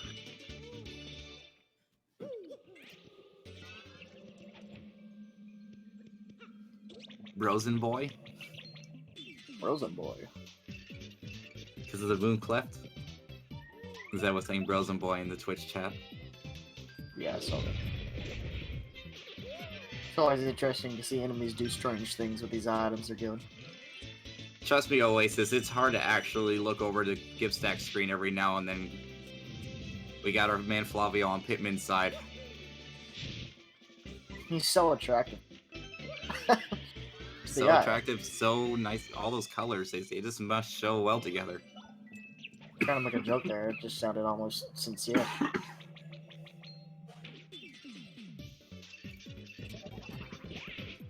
So it looks like Pitman may actually go ahead and stay here.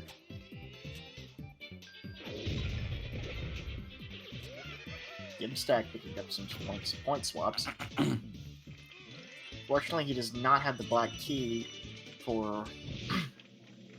Yes, and this room sequence will actually automatically drop down just upon entering the room with the black key. I like how they're both in the same sequence with completely random things, too. Both at 299. Which sequence was that? I believe that is right before Chapter 3? Or Chapter 6, excuse me? Oh yeah, it's the diary. It's the They both diary. picked up yeah. the diary.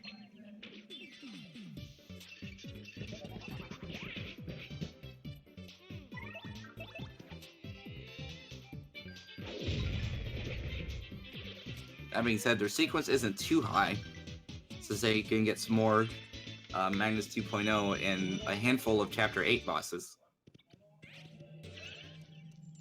Heck, in Chapter 8 alone, you got the Dark Bones, you got Shadow Sirens 2, you got Gloomtail, Grotus and Bowser, and Shadow Queen. That's 5 bosses you can get just in Chapter 8 alone. I think right now, if I were Gibstack, I would be trying to find a place to get into peril or into danger quickly, excuse me, rather than going for items here. But he is going to pick up a few more points from it.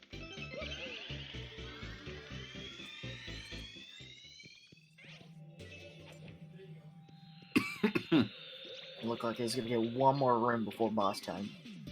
Maybe 2. Yep, he's going ahead and he actually does not have levels, actually. I No. just noticed that just now. So he'll only have to deal with 3 Mega Rush Ps. And not an exact way of getting into peril. I have to do that before actually getting into a boss. Oh, that is right. He's going for Mega Rush strats, man. Mm-hmm. A bit more to it to set up, but not exactly inconsistent. Pitman picking up a nice up arrow. Picking Oh. up. Picking up. Up squared. What's up, dog? Right? Yeah, it's just like up dog. Yeah. So I'm wondering if Pitman actually uses point swap. 'Cause Gibstack if he doesn't, then you'll have to pull out that Shadow Queen again if he ever does come to her. Gibstack gets himself a jelly, jam and jelly from the bug of the tree.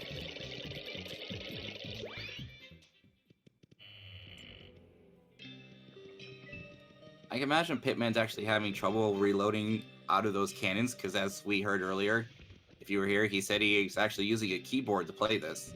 So I can imagine like immediately reacting to reloading out of that. It's pretty difficult on a keyboard. Does Gibstack have shine sprites? He actually does. I did not actually see when he picked those up. Me neither. That's good for him though. That's gonna help yeah, him out with his Mega Rush strats. He gets that 5th bounce on Yoshi, or 5th bounce on Yoshi now, rather. And he's actually going to go ahead and he doesn't accept Jolene's mission.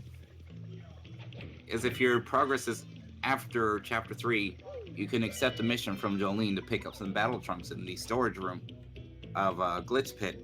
And every 10 of those is actually 1 point. So you can get a total of 2 points since there are 20 for you to pick up.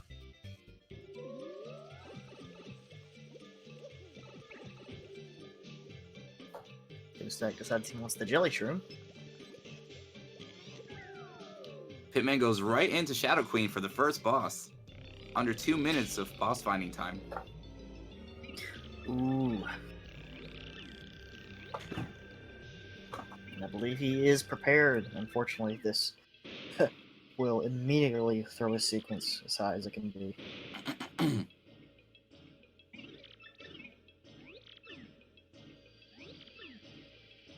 I do hope we can see a game 3 here.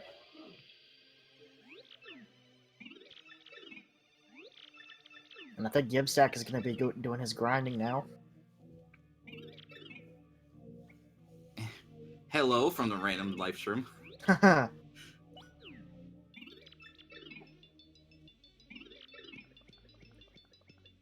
drop off that coconut, yeah.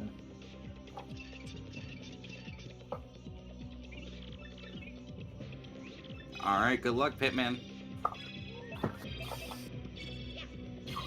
I mean, he's lucky to start off in danger.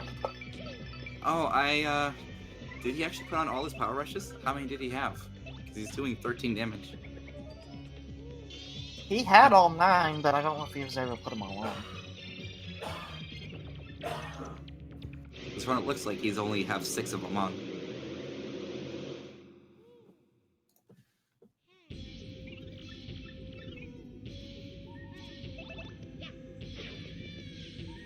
And they only have 9 BP.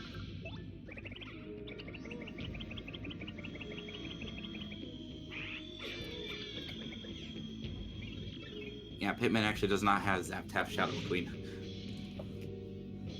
Fortunately.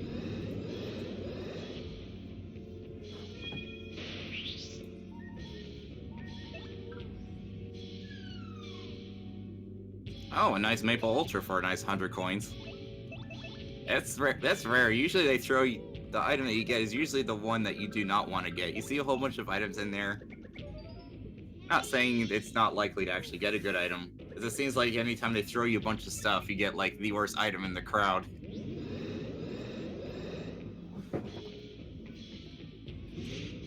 Wow, 20 free power rushes and you get a slow shroom? They threw 2 items at him this time. Or in this one battle.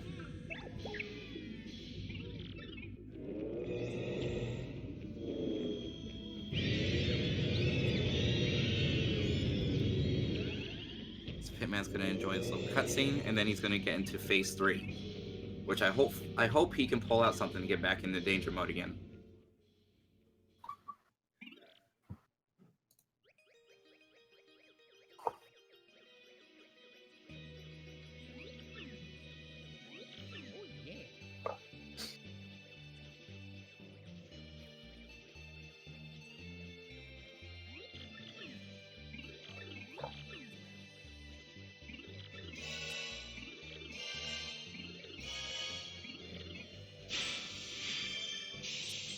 I'm actually reading what Zephyr said too about activating or getting past the first phase of Shadow Queen. I wasn't exactly sure on the damage myself, so thank you for that. 61 damage to have her transform into her real self.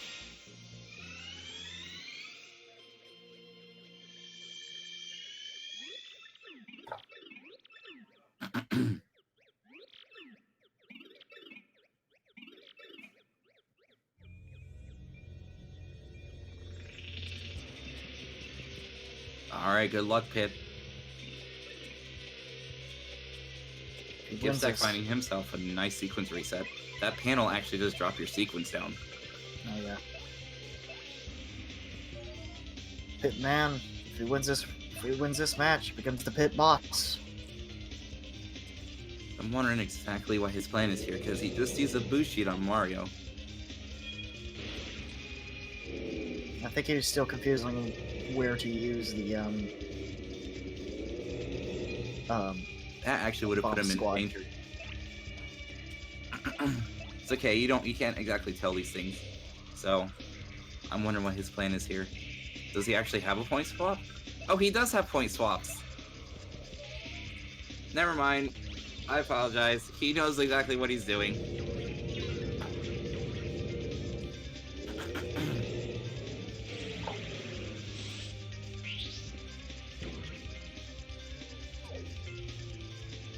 Ooh, but he takes out Bobber with his own bomb. And blows a life shroom. Also, I noticed Gibstack is currently doing the boat curse.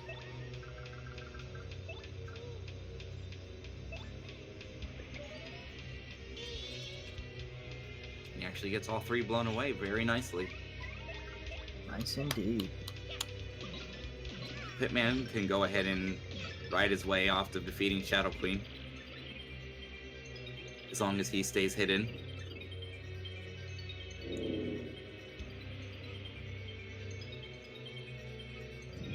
Gibstack's gonna reload this item a few times. Picks up a hammer, man.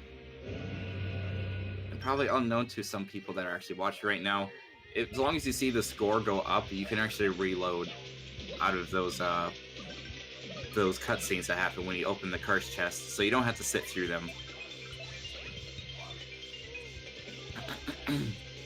As well as during some boss encounters. After defeating them.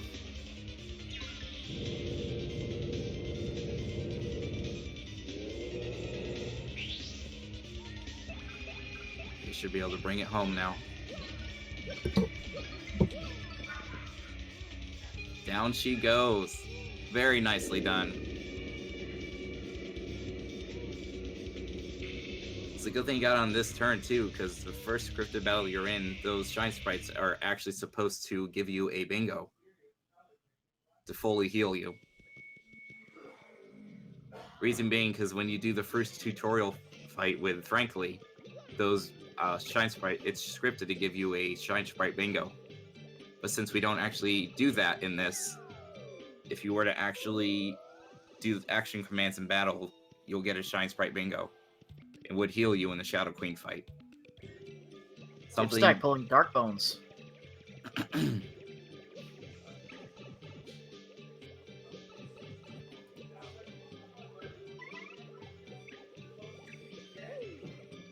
Ultimate Dirt, the only way you can lose points is by getting a game over, which you lose 5 points in that instance.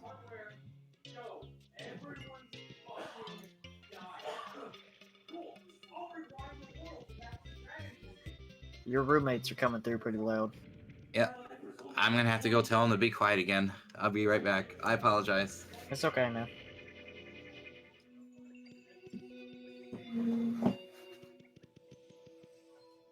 She does give you a guaranteed bingo if you beat her, if you're not able to beat her quickly enough.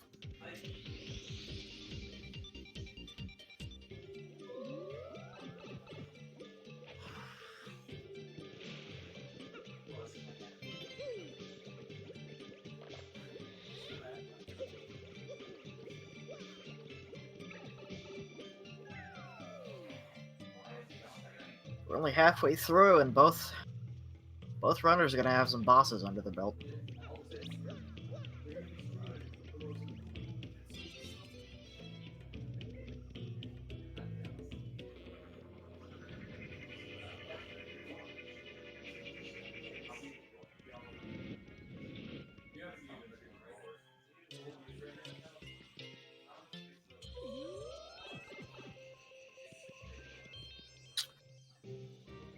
Gibstack, losing Yoshi's Peril. That's gonna cost us some time. Pitman pulling Duplus's room, but unfortunately the sequence is too high.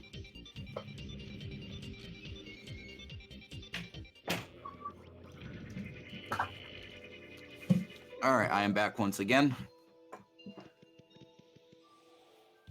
Gibstack also getting a level up from the Dark Bones. Oh yes, excuse me. Do this. Not do this. Now he finds the P. You're a little too early there. Well, he could have found the P. So once again, we have a situation where both players' points are really close, and Gibstack, another situation where he finds another pit room.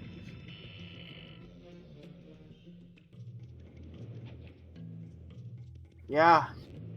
Gibstack's turning out to be more of the Pitman this time around. Ha ha. Ha ha ha. Ha ha. You're so funny. Thank you. I love my life.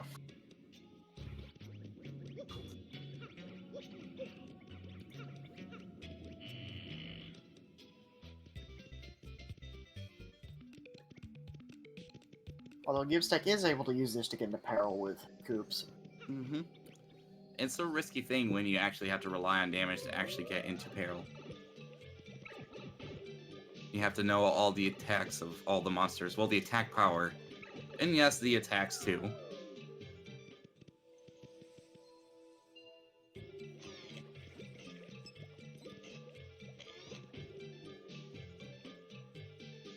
Pitman finding his way back to Goro 1 yet again. And he's actually going to go ahead and sell some stuff. Get some coins. Get some coins, get some points. Unfortunately, he has not gotten back to the Super Boots room. I hadn't missed that, have I? No, he has not got the Super Boots. Or the Ultra Boots for that matter. Or Gibstack pulling Gloomtail. Gonna give him another little it's gonna increase his margin.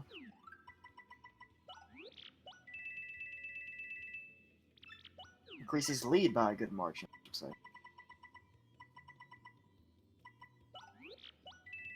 Pitman looking around his badges to sell, but unfortunately he might want to... Yep, he has to say goodbye to the L emblem. No more Luigi. Aw. Wait. So... Gibstack's actually going to take the breath hit here, and the poison's going to drop Yoshi down to 1 HP. So does he turn back into Mario just when he gets out of the chat Yeah. dialogue? When he reloads, he'll No. switch back to Mario.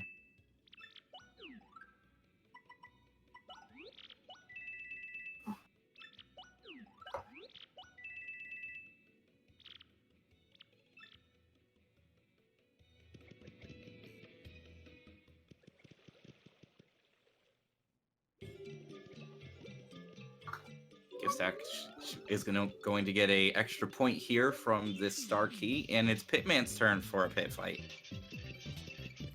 A really difficult one at that. Oh yeah, wow, 2 Dark Patrols and 2 Swoopulas, right?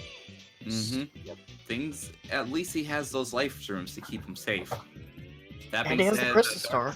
the Dark Koopa Patrol also has a life shroom. Mm-hmm.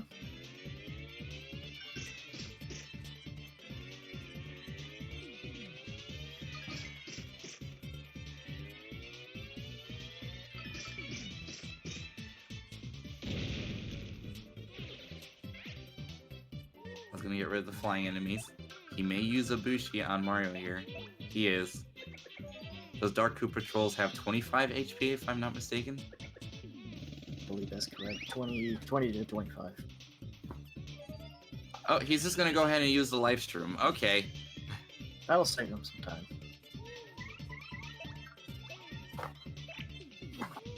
Gibstack selling that lots of spaghetti.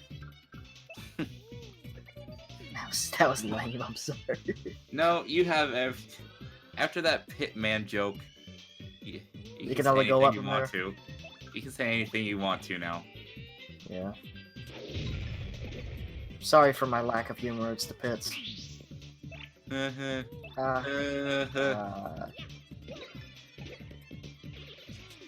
You want to do this by yourself so you can just make cheesy. no, I'll go and watch the stream with everybody else. I'll be okay. Commentator's curse.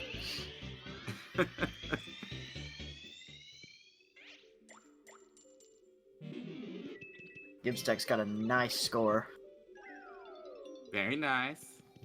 Well, he's about to lose it now because he's going to grab that key for a nice sequence reset. Short-lived. It was fun while it lasted. It's always fun while it lasts. All right, I'm not. That was bad. Just. I mean, yeah, my cough's acting up again. Yeah. Gibstack actually already grabbing the key for this room.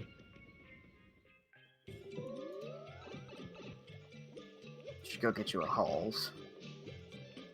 Get you some nice Halls breezers that'll help you out with that cough. I think 388. What's 388? Dark Bones, right? 388. Sequence 388. Yeah. SEQ is actually sequenced. That number refers to where they are in the story. Like Pitman has 405. That means he's actually post game because he's past Shadow Queen right now. Actually, Pitman got lowered to 42 because he got the room with the Black Key in Hooktail's castle. Yeah, I apologize. I just refreshed the stream, so it actually caught back up. Although he chose not to get the key. Oh yes, 388 is after beating Gloomtail. If some players leave the key there, so that room will be the sequence reset, but you can still pick it up because it'll actually change your sequence reset to Gone 06. And you can actually grab the curse chest later on if you choose to. Yeah, at this point, I would definitely take the key and, for the instance that you can get the paper curse chest. You can essentially grab the key at any time. It just moves the sequence reset to the left one room earlier. That's all it does, and you just have one extra point with you. Yeah, that's true. It doesn't decrease your chances of getting the sequence reset.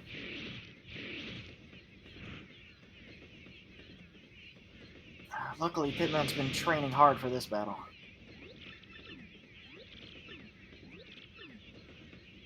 Gibstack leaving that room in the nice fashion everyone loves to see. Touching that tube exit.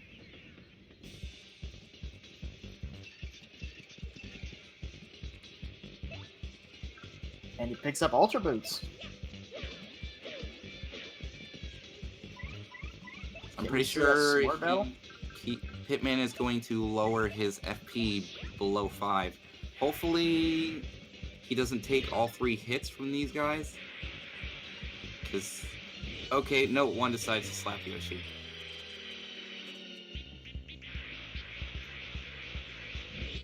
Oh, they both decide to hit Yoshi. Not exactly what he wanted. He's gonna wait for them to throw him a stopwatch. Gibstack pulling yet another pit room. I wonder if he's going to use that stopwatch. I'd be interested to see what other items work on bosses. After seeing that Shadow Queen could fall right back to sleep. Gibstack actually using Mini Egg. A thing that you can't actually use that much, but it does get thrown at random items, so they could split between the two. And they do.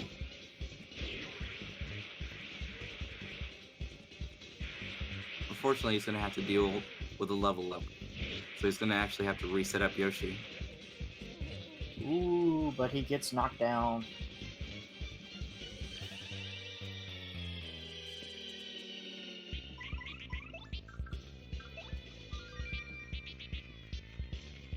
He may just keep trying here to get back into danger mode. This may take a few tries.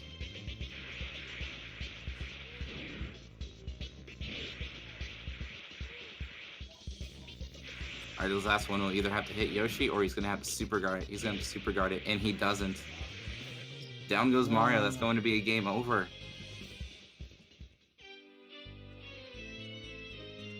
Still not out, though. Gibstack does just have 75 points right now. We have to sit through this. That is the first game over of the night. Hopefully it's the only one that we see this night. No, I believe that was the second. Oh, it was the second? Oh, yes, we saw Gibstack's on that's right. Shadow Queen in the first one. But that is the first for Pitman. And yes, you lose 5 points for a game over.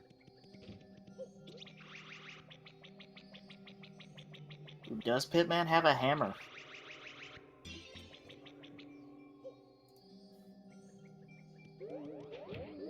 He does not have his hammer. That is unfortunate. That would have been a nice way to actually start catching back up had he had the super hammer.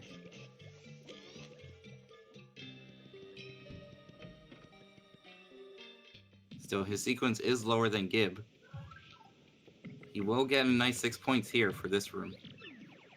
Then he'll only be one boss behind. If Gibstack doesn't get more points by the time he's done with this.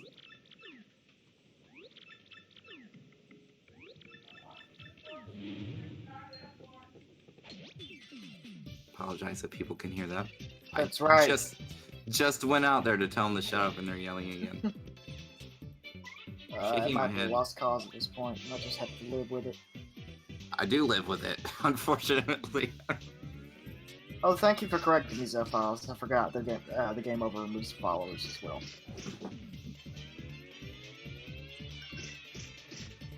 Gibstack going ahead and picking up this key, and he's going to hit the staircase for a sequence reset. His sequence is not too high, but this gives him a chance for a few more bosses. Hopefully he gets some lower sequence bosses so that staircase doesn't go to waste. And picking up yet another free live stream. And it gets shot right over to Atomic Boo. So essentially, yes, that staircase has been lost. He would have been able to fight Atomic Boo without actually resetting.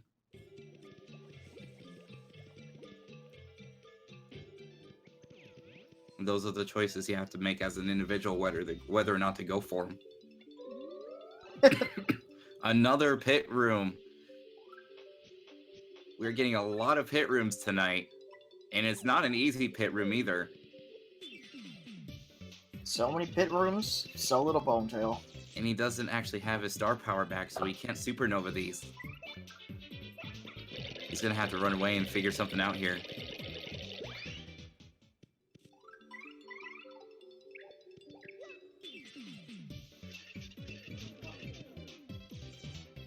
I guess he's gonna try Gale Force.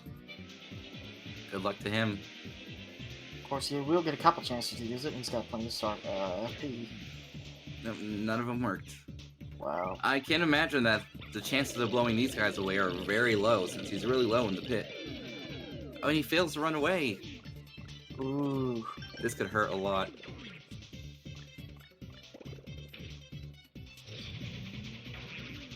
Yep, down goes Flurry, actually.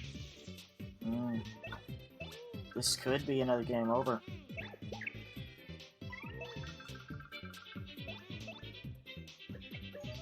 Now Gibstack has a pretty good lead. And he's gonna make that lead even bigger now since he has Gloomtail. I hate to call it early, but we may be seeing your game 3 here.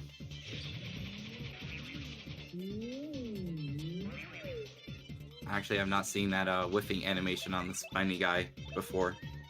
No, that is interesting. He may just keep his Bushi out and actually just hide and take out these guys one by one.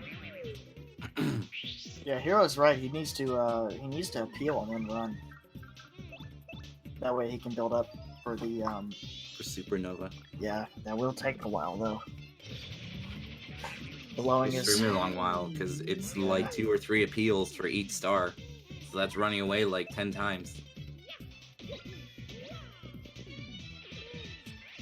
I'm not sure how he's gonna take out this spiny thing. He What it's should called. be able to walk up and hammer it as long as he has his Bushi on, shouldn't he? Oh no, he's got his Quake Hammer. He should be able to Quake Hammer it. Those things Quake don't have a lot of Hammer. HP. They don't have a lot of HP at Just all. go ahead and use- But I'm not sure. He's blowing so many blue sheets. I'm pretty sure he's afraid that he won't take it out in one turn. That's okay. Yeah, I understand. He may not know what the health is on it. Better safe than sorry. That's sensible. And he I gets also a didn't level know up. you could flip those enemies.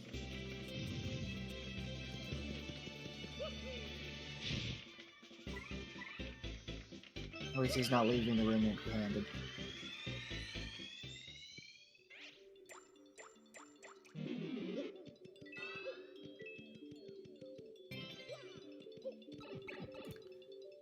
Decides to pick up the dried bouquet. Hopefully that's the end of the pit rooms this run. Hopefully. Because they're eating up a lot of times from both players.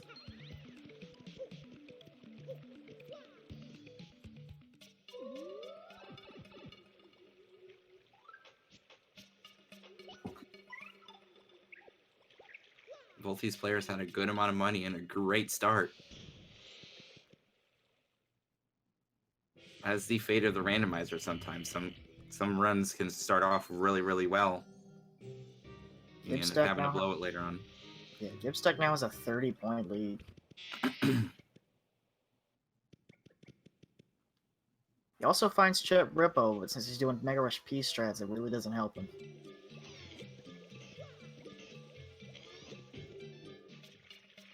I also noticed he has a sleepy sheep. I wonder if he's hanging on to that to try to use it on Shadow Queen.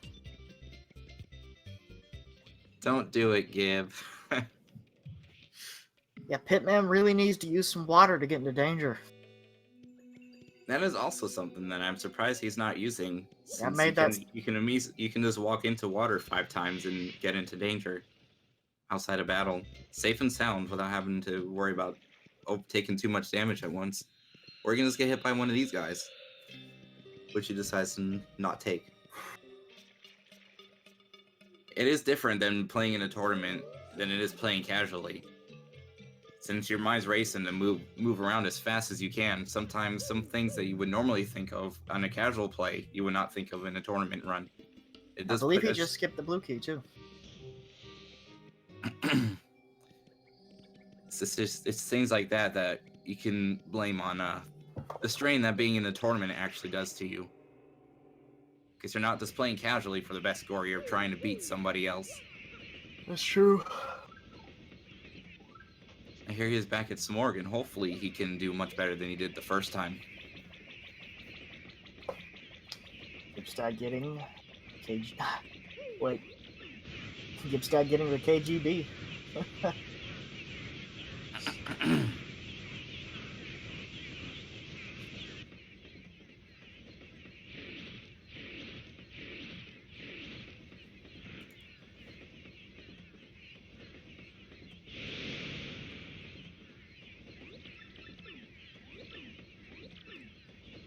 Good luck, Pitman.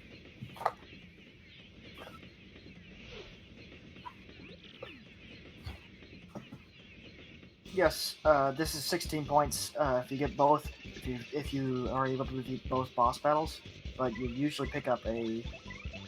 You're usually going to pick up a level up 2 for another 10 points, or for another 2 points. both of them together is like a little over 90 star points. But is he has Charles too. So I was concerned about him getting Yoshi out of peril, but be okay. I think Pitman's actually going to take this chance to... He's going to do it differently this time and actually lower his FP. Although he does kill Yoshi, or he does get Yoshi killed in the process. And he does have Supernova. Vivian actually only uses 1 FP for her move, so it would take a very long time to actually do that.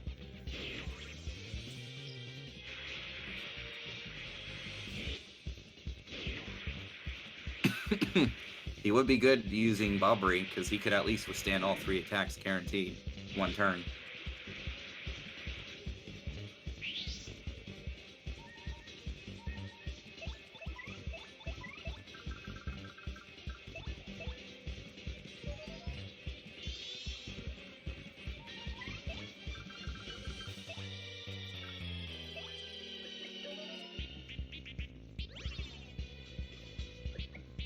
Okay, so he's going to use a point swap on Vivian, and he's going to use it on Mario.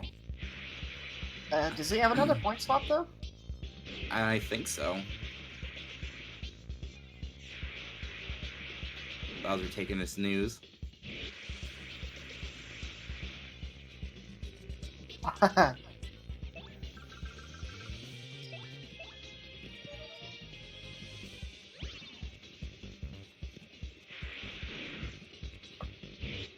I have a small feeling that Gibstack might just be BMing right now.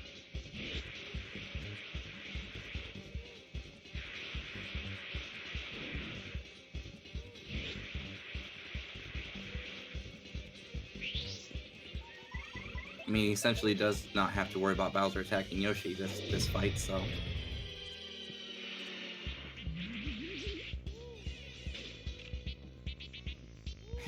Pitman taking a bucket to the face.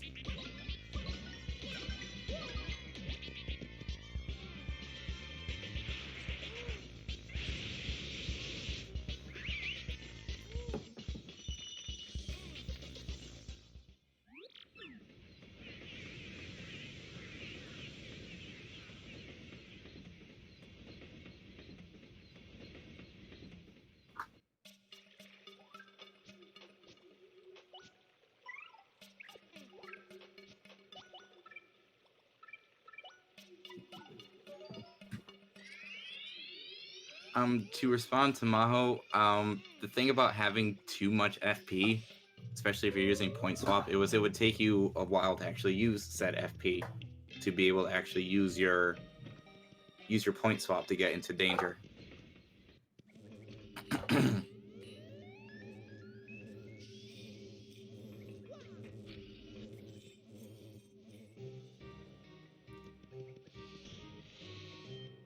Yoshi can do a lot of damage in the original game if you have the right badges to do so.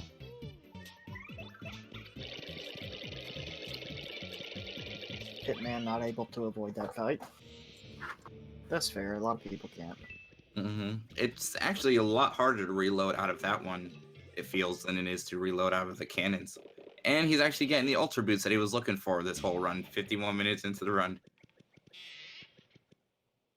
That'll open up Smorg for him again. Oh, and he goes right to Shadow Queen. Ooh. He is in danger. I believe he is in danger, but he'll have to get back in danger. Getting this would jump him up to 123. Of course, Gibstack has a full 10 minutes to get more points to pass Pitman. It would be nice to see a Shadow Queen battle here.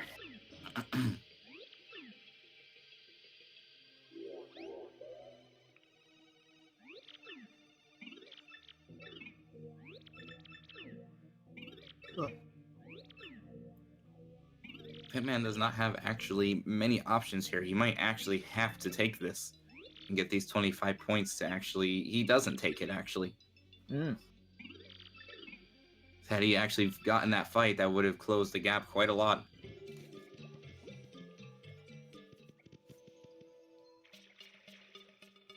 So he'll have to find enough points some other way.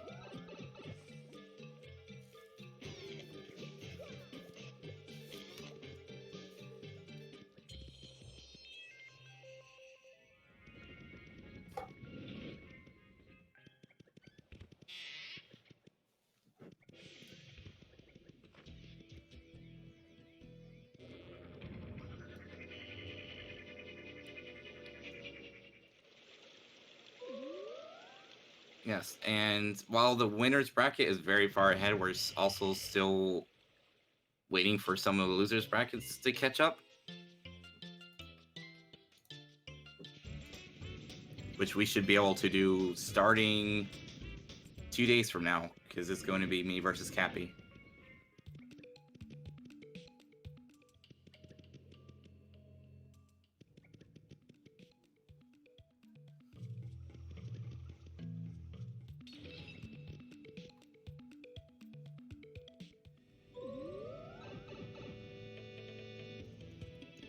Pitman frantically reloading and leaving these rooms. He knows he needs to be able to find something to catch up these points. He only has less than 7 minutes, still doable, but he has to pull out something, be extremely lucky to actually pull it back. Because Gibstack, he has 7 minutes to continue widening that gap more and more. He actually decides to hit that panel, which actually does up your sequence a little bit.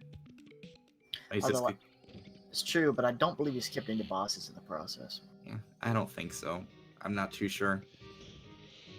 Oh no, it's not, because this sequence was right when you first entered Twilight Town, so he didn't really miss anything there.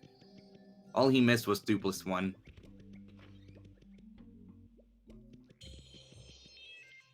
Anyone that's sitting in the Discord will know he can suffer with Dupless 2 for a change, because your partner badges are actually turned off in that fight.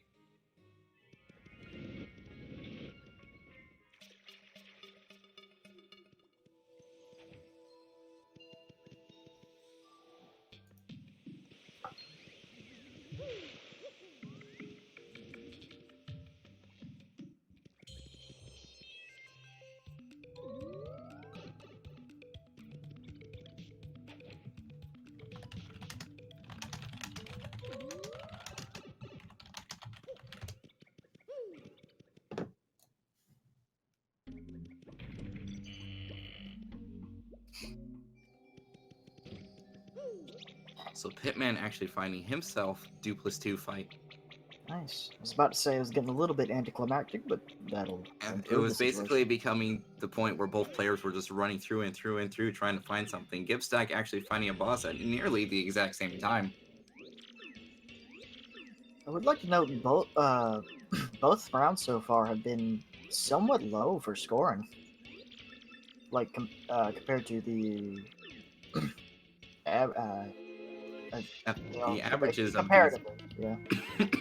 the averages that these players normally get, I agree, their scores have been pretty low in comparison. I hope you enjoy my Jeff Goldblum impression.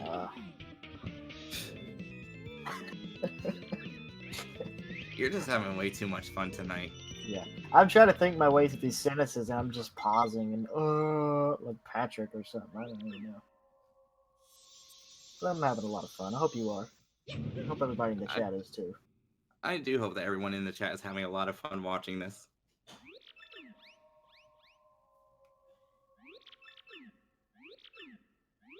I'm sorry, stream watching is illegal in every state except Texas.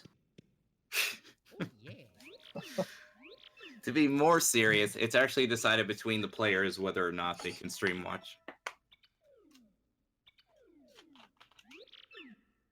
And if you can get that reference, I'll give you a high five.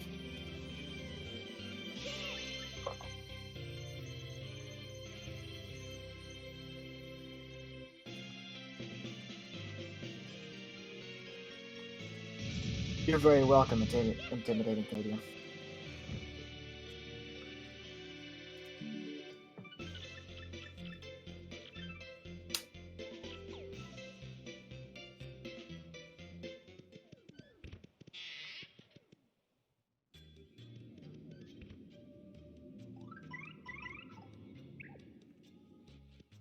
Well, there are little small windows where you can actually type back to somebody, like hence, like waiting for your star points to go up, you know? 93 star points you have to wait to actually go into your counter. Right. And besides, Gib has a really good lead right now.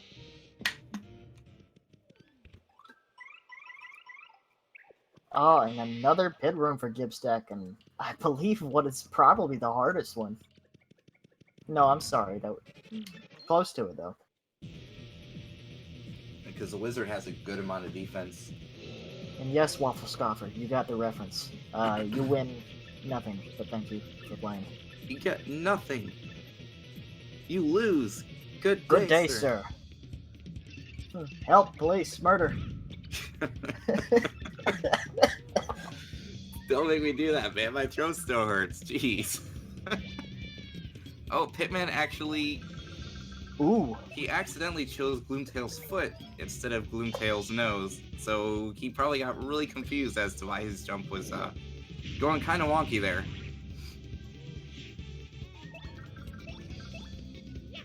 It's a shame. It's a shame Gene Wilder passed away. He's a national treasure. I guess the foot does work.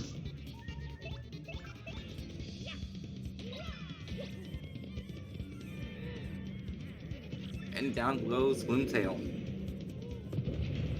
Although this run is not pretty much. I can safely say Gibstack won this one. Absolutely. Pitman would have to like double Bone Tail instantly too in order to win. And skip the cutscenes. Yep.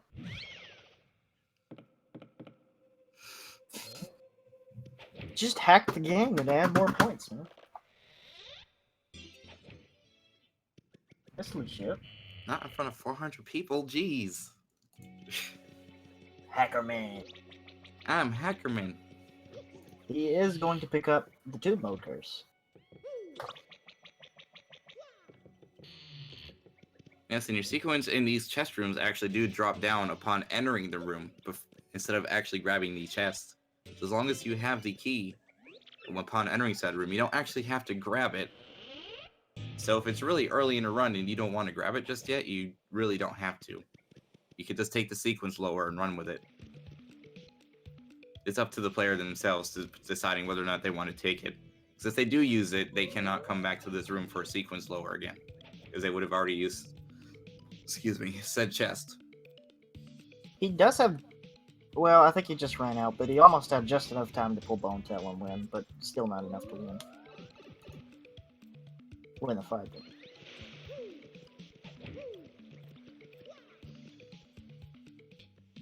I believe it takes just about a full minute to finish off Bone Tail. Ideally.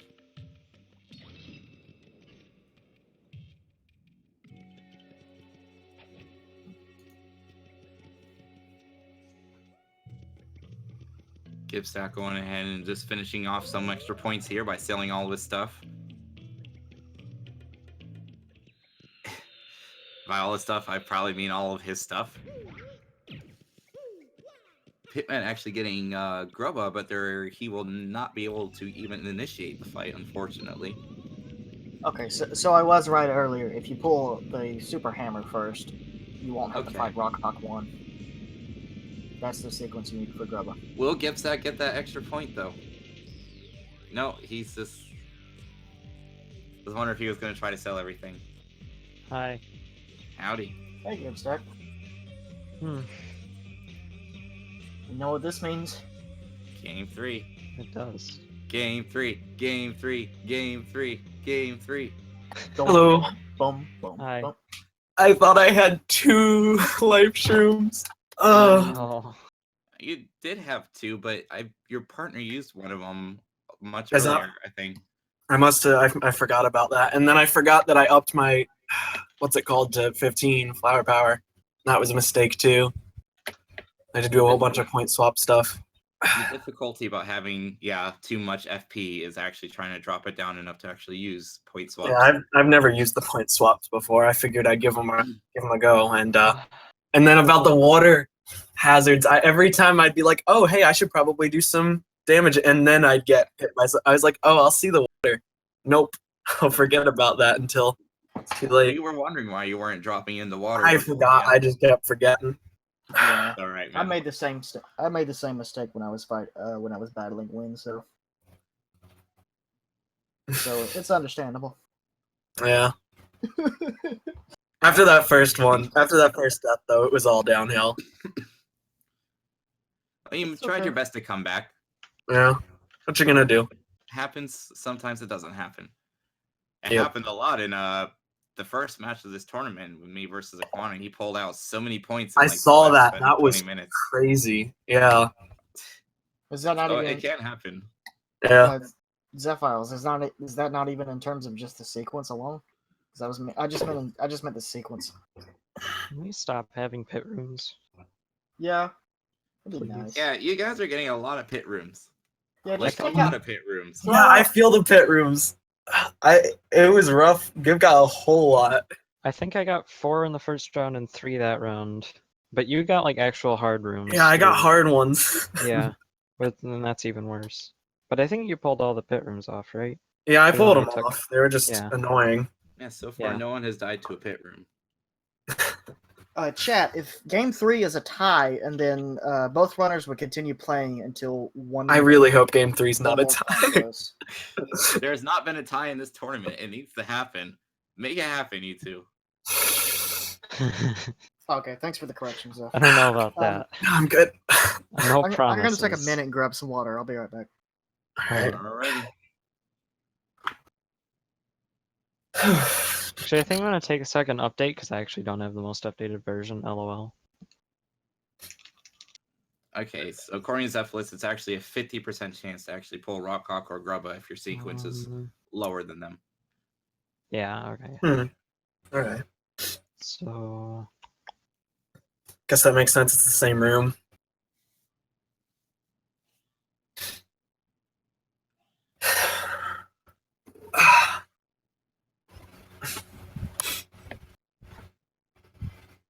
Alrighty, you guys can go ahead and get ready, and we'll get ready for game 3.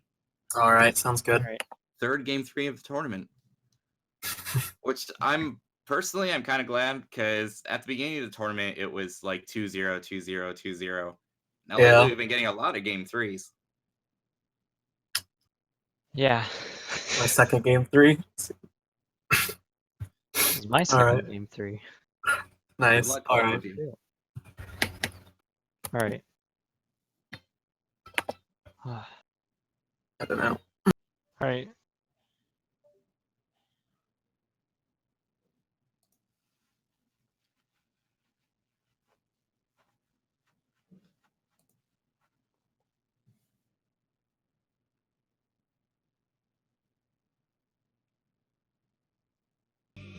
Good luck, both of you. Wow, Right. Gibstack.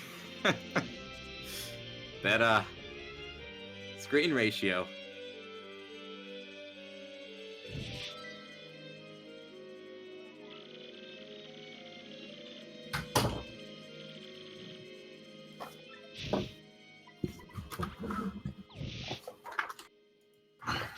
Okay, there it goes.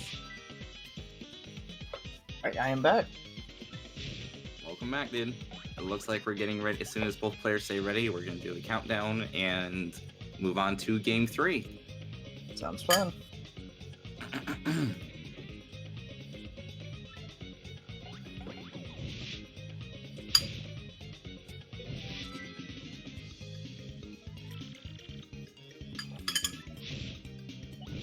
So it can actually be either player's match.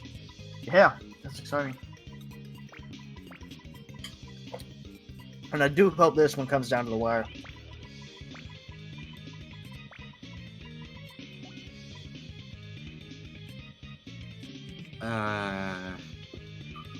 Not sure if Gibstack accidentally started early. It looks like he does. Or he did. He's just standing there. He might actually reset.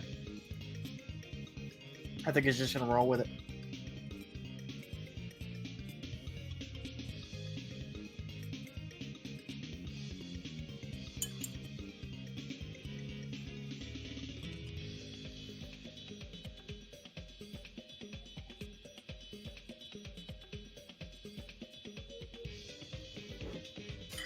He might not. Triple sudden death.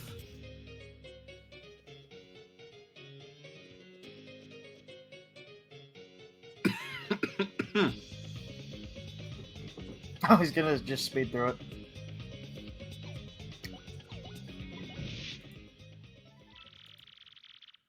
And they're off. All right, we're off seriously this time. It looks like it may be the same start for both characters.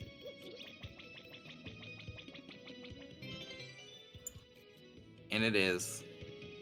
Grabbing that east item and leaving. Gibstack already finding one key item for that, so that's 1 point for him.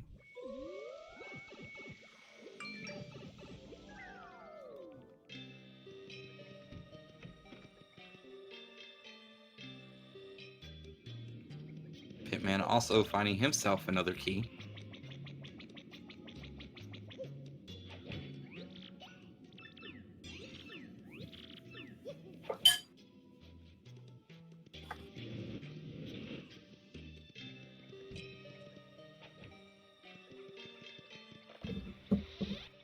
Both players finding yet another key item basically at the exact same time.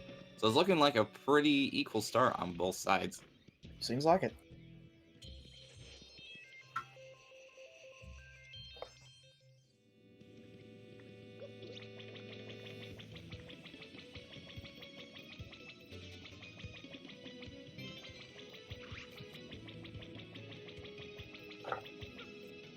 Gibstack getting into a fight. Pitman's gonna pick up the lottery pick. It's always interesting to see what items that Lucky actually gives you, because he can give you basically anything that you can pick up in the field. And he actually gets a star piece off of it, so he actually gets another point for free. It was well worth the 10 coins. Anytime you buy that card, it's always worth just checking the board. You pay 10 coins for a point, and then you can get pretty much anything from the board right after. Yeah. Yeah, if you got enough time to spend to go get the lottery pick, you might as well check the board.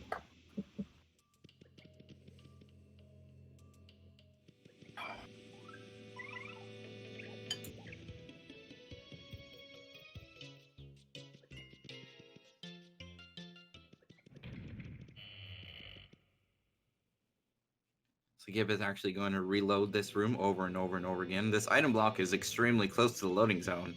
So that's one of the few blocks that you might as well keep reloading till you get an item you want. He actually gets a nice shroom crate for his effort. Pitman actually reloaded a gold bar ×3. Ooh. He ends up getting a gold bar ×1 instead. You do not normally expect a good item to appear really quickly off the bat like that.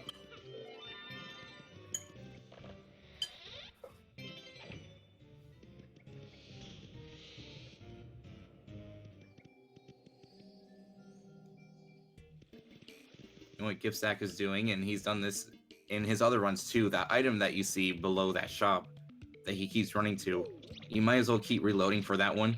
You're in a room with a shop, so you might as well keep checking that item every time you reload so you can get something that's worth a good amount of money, because you can spend it in the second best shop in this.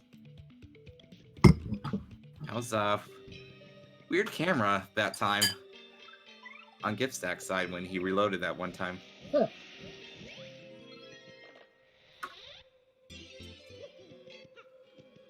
And there it goes again. That's weird. Yeah, it's like zoomed in. It's like still in the shop.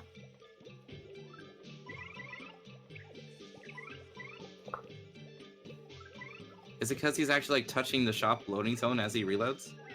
That may be it. Seems like it would be. Pitman with the Moonstone. As there are some keys in here that actually do raise your sequence. There is the not palace key. There's a chapter 8 key that you get, and it will increase your sequence if you grab that. Same with the key in the room with the ultra boots in chapter 6. That will also increase your sequence if you grab that key. Same with the card keys in the moon base. There's only one in there that doesn't increase. Well, there's one in there that does increase your sequence. The other two don't. Does the Twilight Trail key also increase your sequence? Yes, that one also increases your sequence. If your sequence is above it, the keys just won't be there. Gibstack finding himself a gold bar as well. And the boat curse. Always good to see the boat curse. Wonder if Pitman's actually going to go ahead and grab this. It's not too It's not a really bad thing to grab sequence and crazy items for points this early on. Since you have a whole bunch of time, you can just walk into another room and actually get a sequence lower.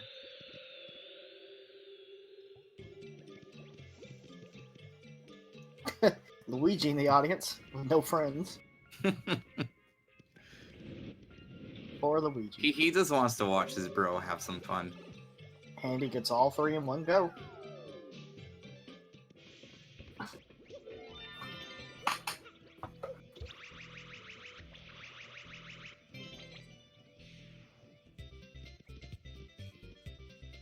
Gibstack gonna go ahead and reload this item.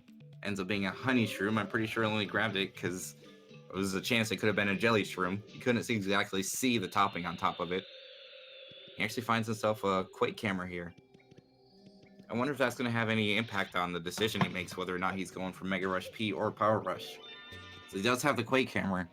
That's 100 coins he doesn't have to spend if he goes for Power Rush. Pitman struggling to get that tube going.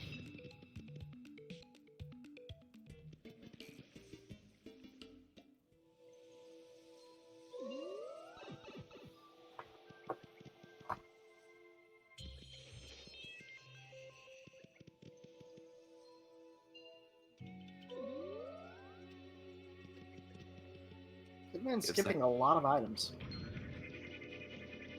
Gibstack actually grabs himself a nice, we got the Yoshi glitch. Ooh. Upside down Yoshi and upside down egg.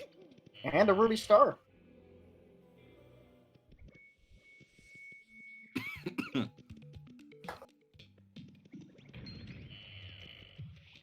that can happen if you come out of a sideways pipe and you reload the room while coming out of the pipe. Your partner will be stuck in whatever position they were in.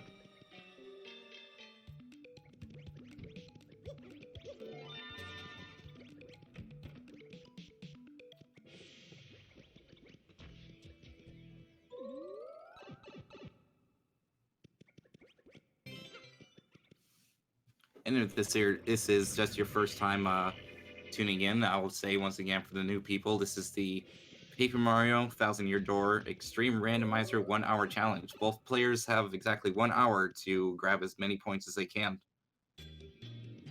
All the field items you get are randomized, and all the loading zones are randomized. If you like to find out exactly what gives points, you can type exclamation TTYD rules. It'll give you a list of what you can get for points, and there will be an exact list of them in the Discord.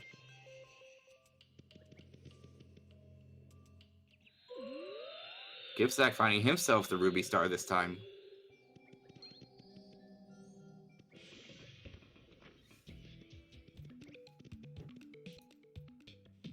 I would like to know Gibstack is making good use of every opportunity he can to pick up an item.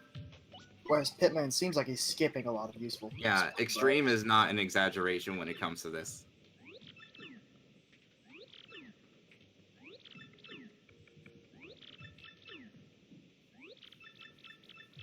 See if Pitman can get all three in one go. Yeah, there's about this. Water walking is actually enabled to prevent, I think it was originally put in to prevent soft locking. Yeah, he said it's a feature. I'm not, just ask him, he's right there. Sorry if I said that wrong. It's a feature.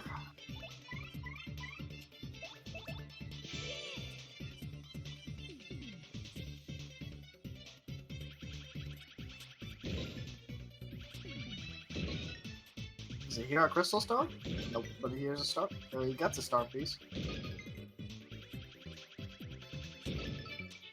That's like the thing when you see players like making like odd detours to grab like items that take a moment to reach.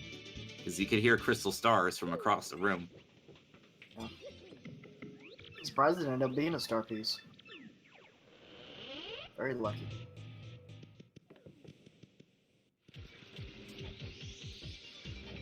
Pitman actually getting AGI 03. We actually have not seen a player use this room yet this night. It's actually a good room for getting items that you need, but the only downside to it is that the crane actually does take a moment to go grab the item and bring it back. he did reload a gold bar and a jelly shroom, or jelly ultra. Part of me wonders if he's actually reloading too fast or if he's looking for something specific. He may just be going for crystal stars. Because he did accidentally reload a gold bar ×3 earlier. Yep, and he gets a crystal star. Oh, and he actually reloaded the room instead of actually grabbing it. I guess I honestly wonder what's going through his head right now. He must have decided he didn't want the gold star. He's picking up something. He has a plan. He wants to pick up something really specific here. No Just crystal stars. a mistake. Well, he's going for the garnet star, probably to help him level.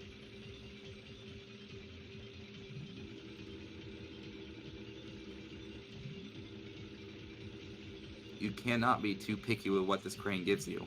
It's 3 items on screen, so you can easily just reload until it's something that you want. But again, the time it actually takes to grab said item, is it really worth it?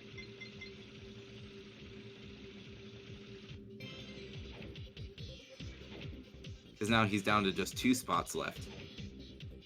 Much less of a chance to actually grab the item specifically that he wants. Usually your best chance is just take what it gives you and just make off with it. If you decide to even check it in the first place. Some people don't actually check it at all. I personally don't, because it just takes way too much time.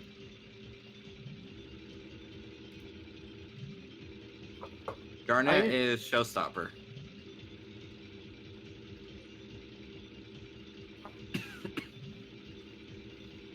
I'll usually reload to get 1 good item and then just do a few more reloads for the second, but the third is almost never worth it.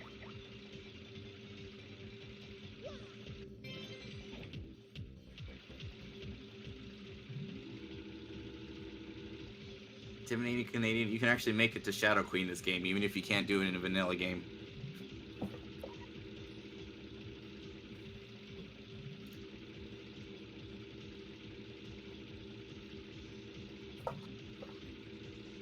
Gibstack actually getting the Crystal Star.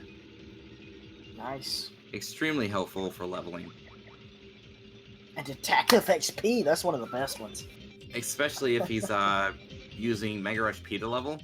Because if you do use Coops, you can use him to get your first half of can't speak again.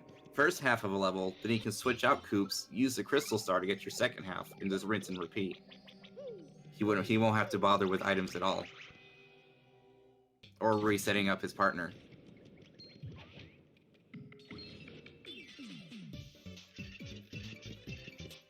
Ooh, I don't think he meant to get into that battle that quickly. Or maybe he did. He does have Showstopper. And Artifact.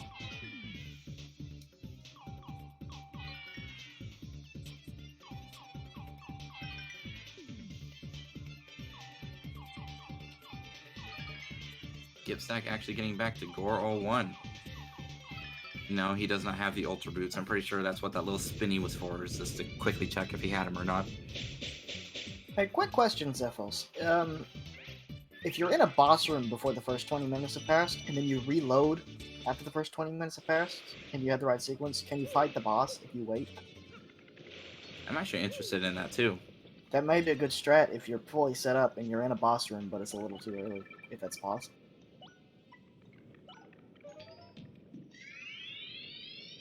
Something I've wanted to try, but I haven't had the situation to do it. Don't say it though, it'll get patched. He feels like it. Okay, it's no. Oh, the answer is no anyways. Okay. Never mind, ignore me. That makes sense. It could be abused. Only gets 2. Yeah, I'm pretty sure it's like, if we thought about it, it doesn't work on Atomic Boost, so obviously it doesn't, like, recheck it. Yeah, that makes sense.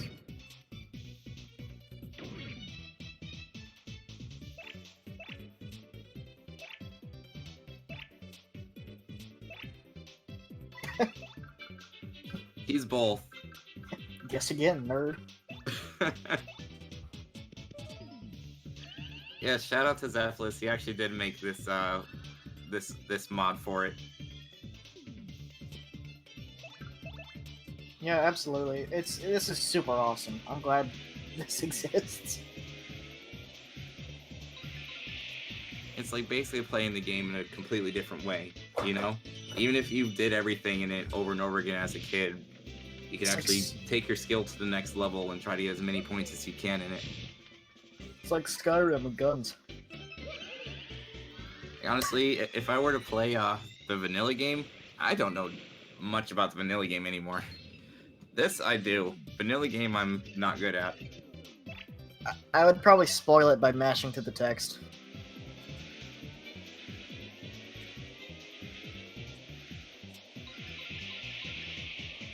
Pitman actually blowing all 4 away very nicely. I think it's 80% chance for all 4 of them to be blown away. So there's a small chance that that one will stick behind. One or more, rather. And he does have his showstopper in case anything bad happens. In case he runs out of FP. Gibstack really wanted to buy some badges there.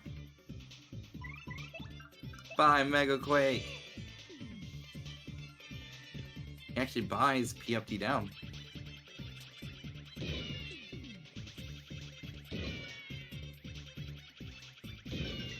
I wonder what he's gonna do with that, because I haven't exactly seen someone use P up D down in this yet.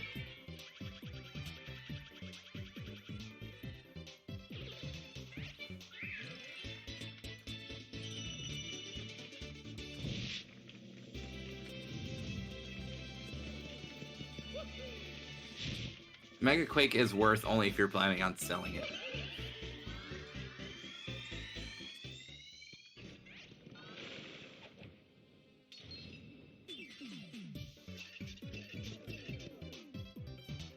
Well, yeah, again, I'm not like thinking you bought it on accident. I'm pretty sure you bought it intentionally.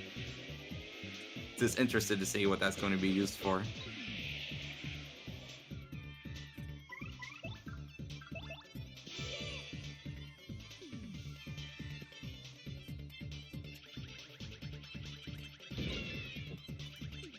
I'm a gamer and I take speed. Does that count? I don't. That's a joke.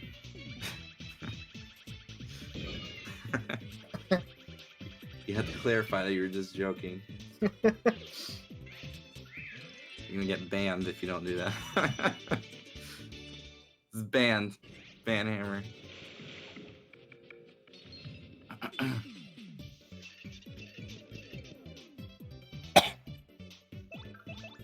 Only one person can be coughing here. Don't be taking that from me. Gibstack finally getting the other loading zone. So he can just walk out that room. He's actually reloading here to see what that item is behind the waterfall. He's gonna reload it till it's something he wants. That's something that's very common that we've seen a lot. Is that a shine sprite? I believe it's a shine sprite. It is. It's a shine sprite. Remember, stay in drugs, don't do vegetables, and eat your school. So. It is banned. That is, I guess I should be a little more careful, yeah.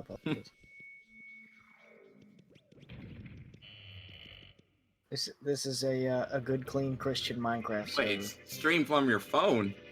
Yeah, that really would be bad quality. I don't think I've ever seen anybody do that.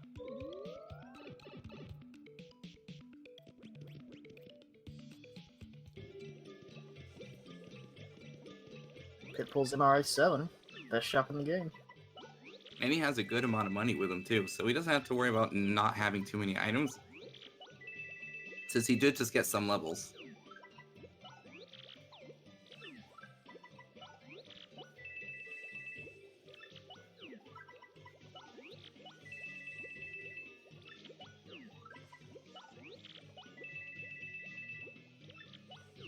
Like we have 3 gold bars, but not a 3 times gold bar. I'm still... Like, I'm sure he's still a bit upset that he accidentally reloaded that. Because that is the best selling item that you could get for shops, anyways. For the bat shop, it's return postage being 500, but gold bar you can sell in any shop. Return postage you can only sell in one shop. The chat's just talking about drugs now. See what you did? I'm sorry. I'm just shaking my head.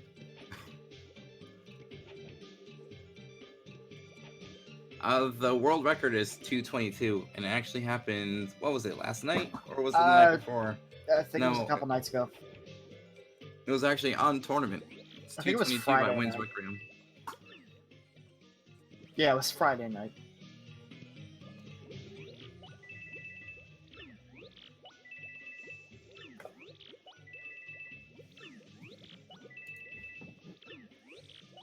Pitman should be really good on items here.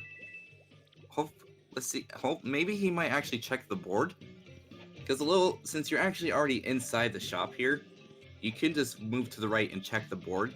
And if it's like a gold bar or a jelly shroom or something, you can just buy something that's not worth that much and just sell it back and just sell the jelly shroom. Just to get some more coins.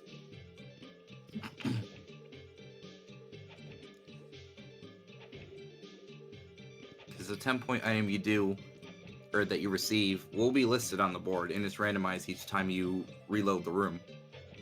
Yeah. Gibstack actually making very good use of Art Attack.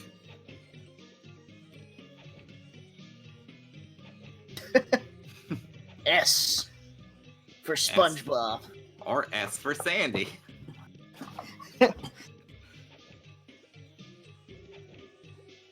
SpongeBob, that's a paperclip and a piece of string. How about S for Save Our Skins?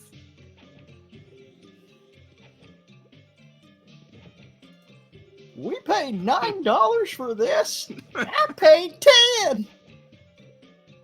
It's the best one. If you're watching, you should draw a W for Wumbo. Oh, you just said it. Never mind, you're the one that typed that. Ugh.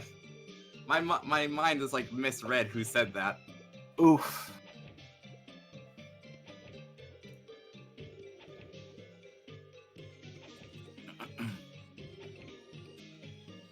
This is good. We're getting some filler in while one person's level grinding, one person's shop grinding. I hope he gets a good item here. A horsetail. It had to be something really disappointing. You only sell that for 1 coin. But you can't exactly say no to point swaps. Or to any item that you really need.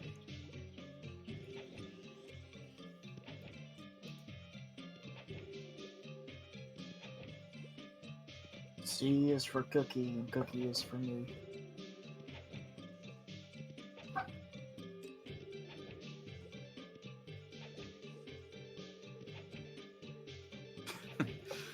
This is the commentary we're putting out for like Troy Vason said, for 500 plus people.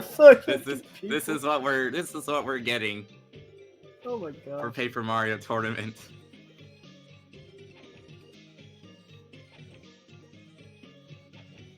So Gibb is actually into peril here. Oh, nice. Hopefully the background does not actually fall on him. I mean, I have more than enough faith in him to actually guard it. It's just when you see it coming down, and if you mistime it, you're dead. Actually, I think he has a life stream as well. Draw a W. It's too late.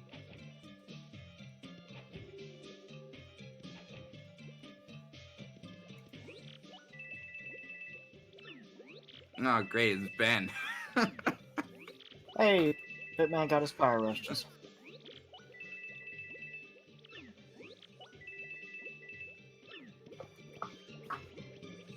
Like, I use Mega Rush and Mega Rush P a lot, but it's still like extremely scary when you see that stage falling on you. It doesn't like. See, there he goes, but he still has a life stream. It's the fear. Literally, that is the fear of why people don't actually use Mega Rush Mario, because the environmental hazard could just randomly drop on you and it's game over. Bad game design 101. Putting buckets that randomly spawn. But if that's the only problem with this game, I think it fares pretty well. So Pitman's pretty much well set up now. So he's gonna take the rest of his time. This is that point in the game where it's gonna go from level grinding, item finding, and finding shops and reloading shops to just running through rooms and trying to kill as many bosses as you can. And of course, taking those sequence lowers as much as you can. It would be nice to see one of the rounders get at least 200 points. That'd be pretty cool. So every boss is actually worth 10 points, with the exception of Bowser, Grodus, and Cammy. Those two battles are worth 8 points each. Shadow Queen is 25, and Bonetail is actually worth 30. Pitman, unfortunately, not having the Super Hammer right now. And Gibstack, unfortunately, not being able to lower sequence using super boots. Or he's missing super boots, so he can't lower sequence.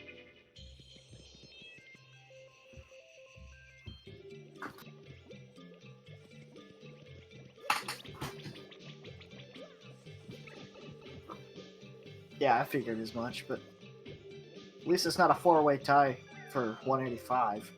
Oh, if Paper Mario 64 got a randomizer just like this, it would be so much different, for reals. I'm not sure if it could even work.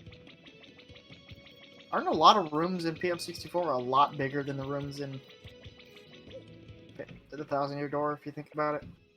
The thing is, with the 1 hour challenge, all the rooms have an item in them, or they're the boss rooms.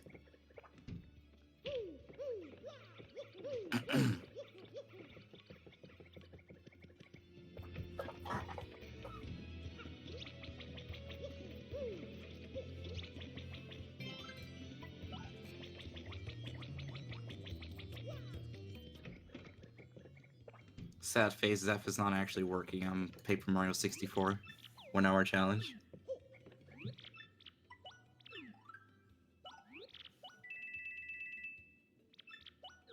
What are you talking about? It's Yellow Peach. I mean, come on.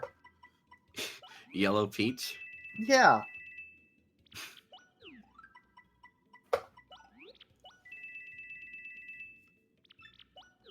There's that key I was talking about.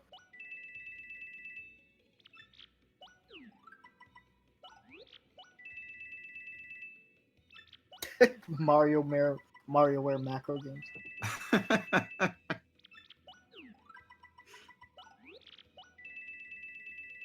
I mean, we know what character we all want for Smash, right? Dr. Egad. That. It's Professor Egad. Whatever. Not a doctor or nothing.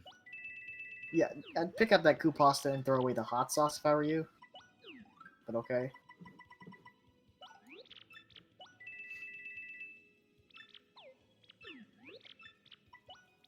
You just do whatever you want there, Gibstack. So Pitman's actually going to go ahead and max out his coins here, because you do get an extra point for maxing out on coins. Waluigi could stick to golf.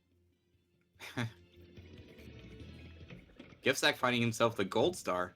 Nice. This is super tight. Pitman getting his clutch item from 10 points. He should probably sell something and get that point back, but he did not.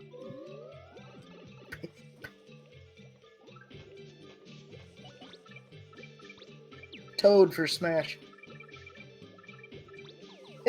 Toad's worth for Smash.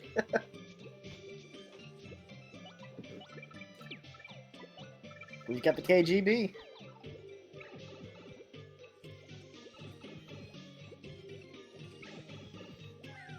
Here's Johnny. So Gibstack is actually got Power Rush P's this time instead of Mega Rush P's. He has a Mega Rush P on.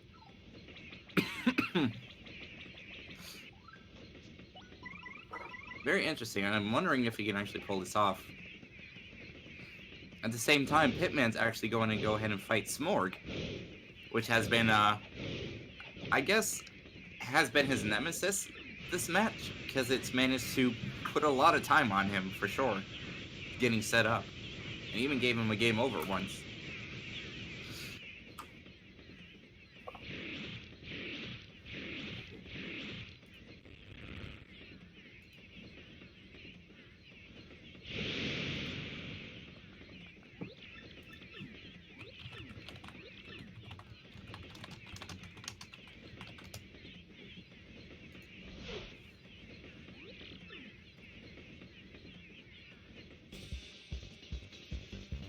Is he going to use Art Attack on Grotus? Or is he going to back out and... Nope, he actually goes for Art Attack.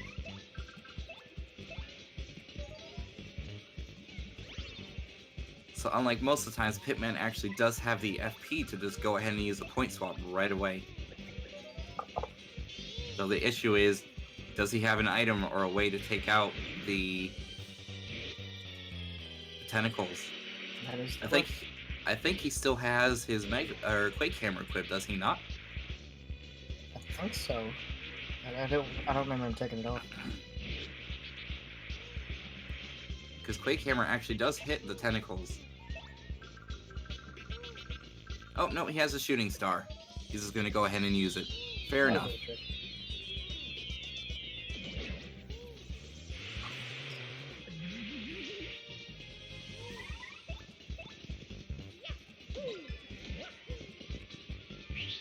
Gibstack, unfortunately, not dealing that much damage to Grotus.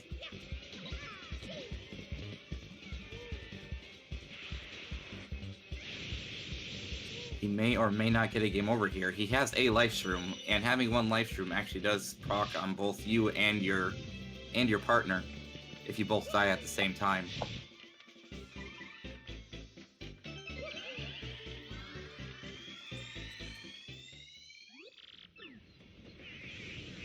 And on Pitman's side, Smorg is down for those delicious 10 points.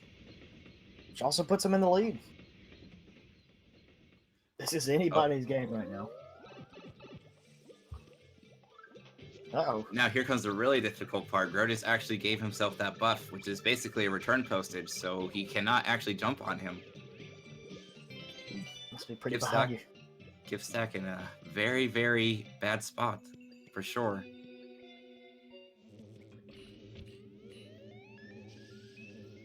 Just throw the Trial Stew at Grotus.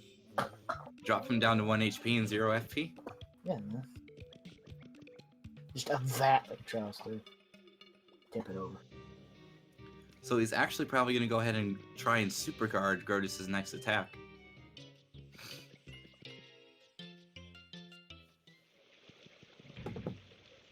Pitman pulling himself Shadow Sirens. He's checking through. He's probably going to go ahead and take off Power Bounce and equip Quake Hammer. I'm not sure if that's an option that's on his mind right now, but he is actually going to use the water to drop back into danger. Gibstack finishing up with Grotus.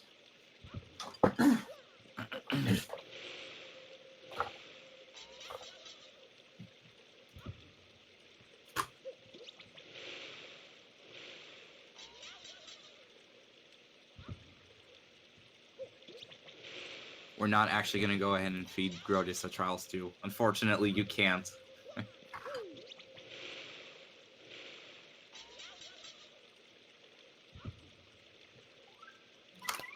Pitman does have himself in danger. Thank goodness, too. He's been walking to a lot of these bosses while actually getting set up. As we said in post-Game 2 commentary, with Pitman actually said that he's just been forgetting to actually get himself into Power Rush via water. It's been on his mind, but he keeps walking through the rooms without thinking about it. And I apologize, my nose is a bit stuffy right now. For those that are just coming in, I have been sick for these past few days. Both runners are tied up in the moment. So Pitman can just take this slowly.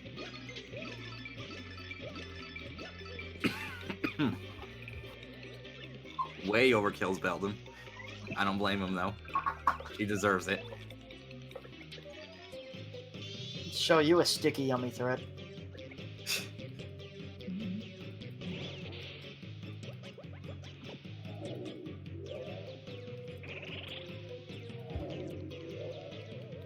Gibstack's actually going to take the... He's going to finish off Cammy.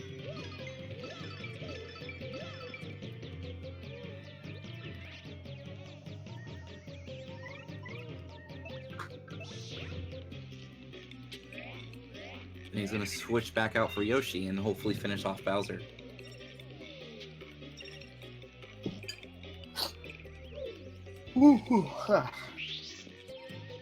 Alright, all there's left is the cleanup. Taking down Dupless. And that's going to be it for Pitman's side. Gibstack super guarding the bike.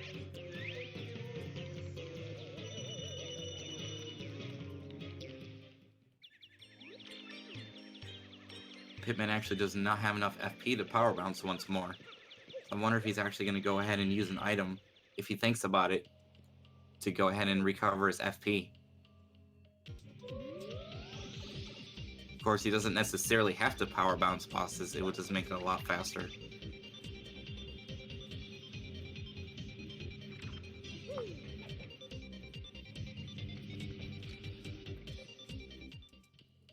And down goes Bowser on Gibstack's side.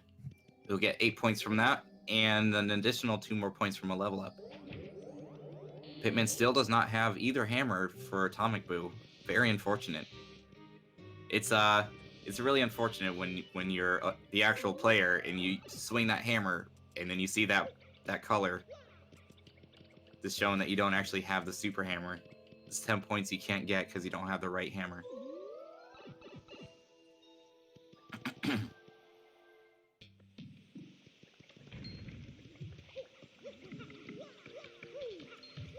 So with the way Gibstack is set up, I'm pretty sure he actually cannot fight Shadow Queen even if he does pull her.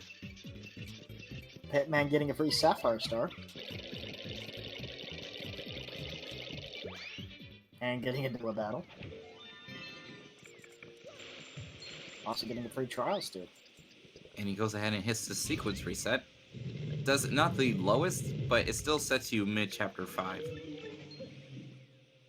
He just barely dodges that beetle. Gibstack, on the other hand, actually getting the super hammer. Getting that sequence lower, he desperately needed.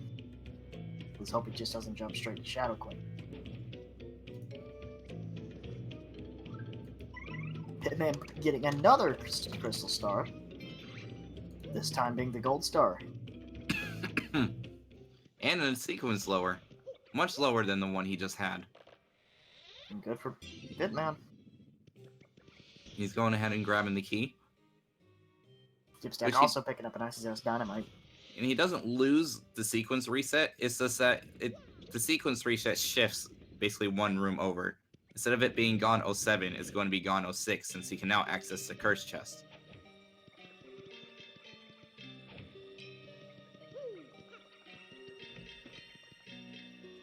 And he's going to go ahead and find himself Crump 2.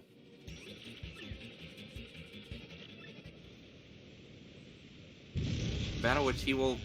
I don't think he'll actually need to use his power bounces, actually. He does enough damage with just regular jump to be able to take him out in one turn.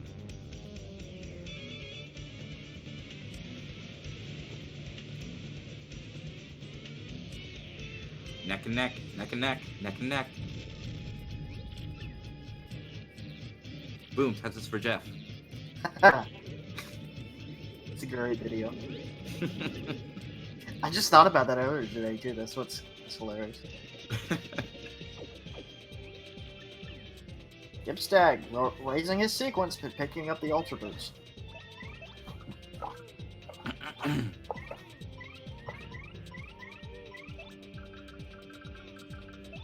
Someone in...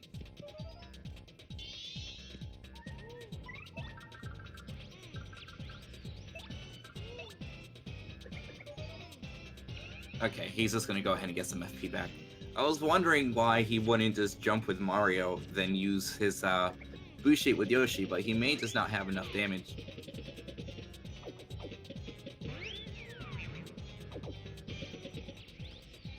One thing that interests me is that they didn't give this boss battle unique music, rather aside, like instead of the music they used for Magnus. So it's the music's not kind of not fitting when you think about it. Mm-hmm. Makes me wonder if this this particular boss battle was an afterthought.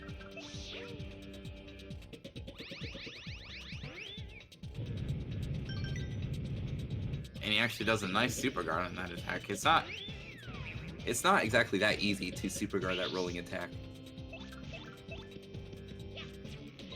You should be able to finish off Crump nice and easy here.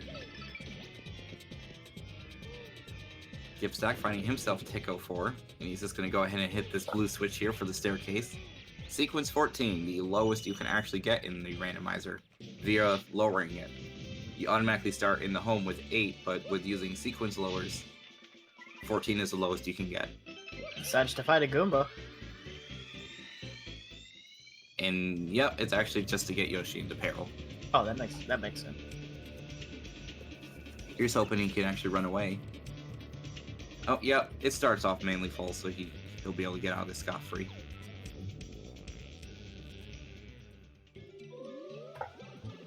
So it is a really close game so far. Both players are well set up. Well, Gibstack, did Gibstack get any more Mega Rush Ps yet? I'm not aware. Because Yoshi still does not have much damage to him at all. Hey, Blooper! Nice. Always good to see Blooper. This is one of those rare bosses that you don't actually get to see, because your sequence has to be low enough. It's only sequence 20. So unless you hit the blue switch, or the staircase switch, or actually get the airplane curse chest, your sequence will not actually be low enough to ever fight Blooper. Oh, what's this? Some saucy mustache guy? Saucy.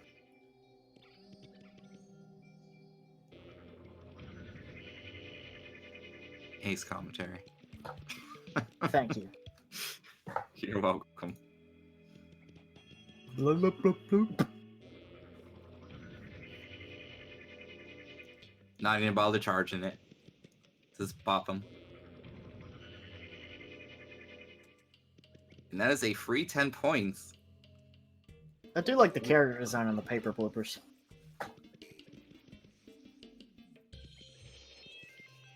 And just like that, he's only 1 point behind.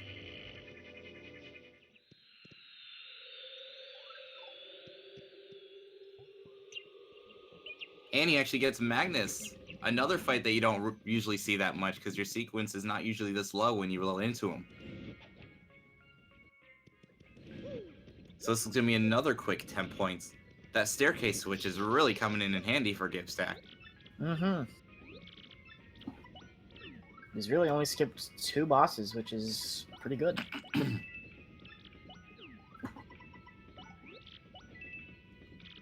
Pitman going ahead and maxing out his coins here. I think he was off by 1. I'm not too sure. I think I only saw 998. Be interesting to see if Gibstack can get 3 in a row with Rockhawk.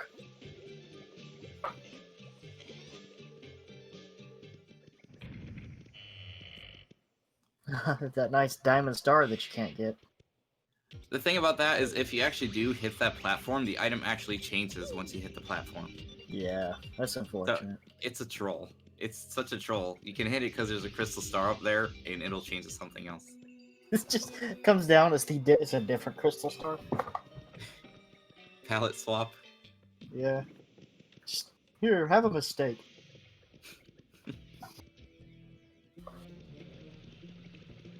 Gibstack finishing up Magnus.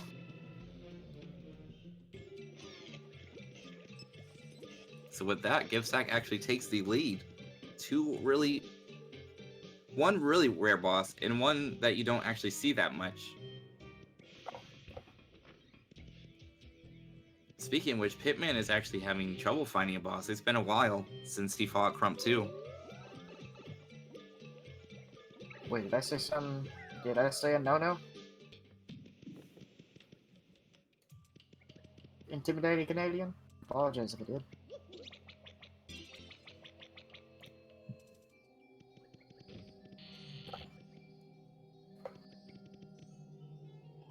Does he have a key? He Is does the red- not. I thought he had the wiki. Pretty sure he had the red key. Did he have the red key? Let me watch the restream. Yeah. Yes, he did have the red key. I remember picking it up. You got me good. And this key actually won't be available. No, because if your sequence is 311, that means you've already grabbed the key for this training room. That's nice. I didn't know that was a language, Zed. Ooh.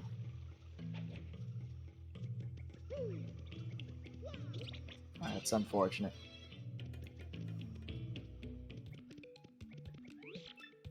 So Pitman actually finding Chet Rippo for the first time this run.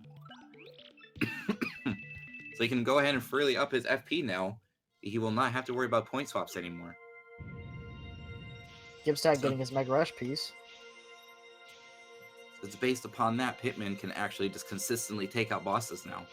You won't have to worry about getting set up anymore. That'll save a lot of time. And yes, on Gibstack's side, he can actually utilize his partner now. Adding more Mega Rush Ps. More damage. And he picks up the Paper Curse. His sequence goes all the way down. Yes, now he reloaded it. Okay. I wonder if we can see 2 blooper fights in one run. Or one match, actually. It's possible.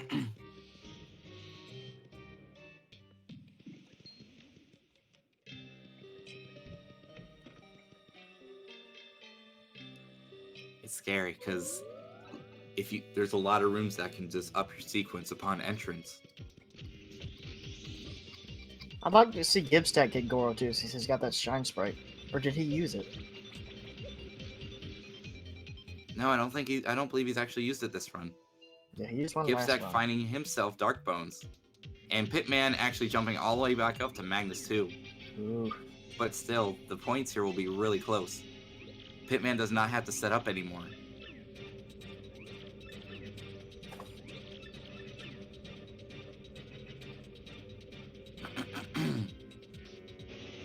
Gibstack will actually have to take a moment on this battle since he will have to use Yoshi.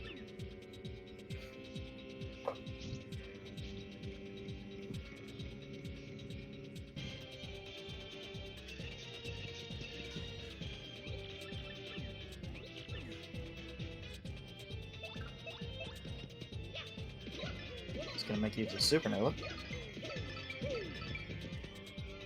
It's very good that he actually has that too. He could finish this battle off in one turn. Can he? Yeah, Yoshi, he can Oh, right. just bounce on Dark Bones. Pitman Okay. actually super guarding that. It's always nice.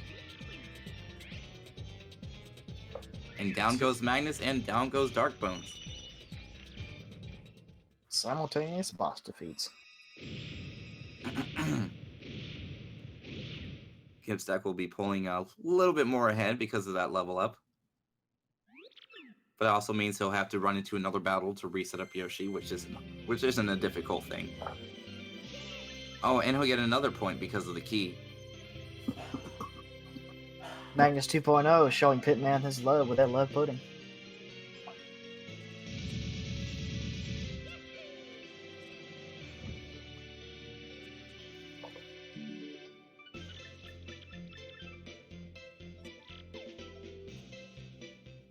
So again, it's a very close game. Both players are just 4 points apart. Just 4. Pitman actually getting the Easily make that up. reload.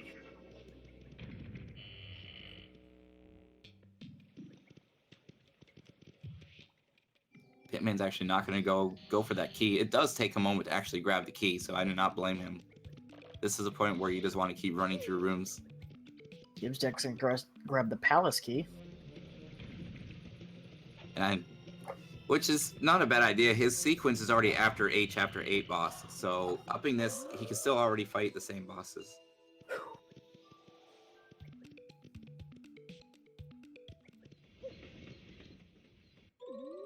Pitman's sequence a little bit too high for Smorden. I believe. Is sequence 390 for Shadow Sirens?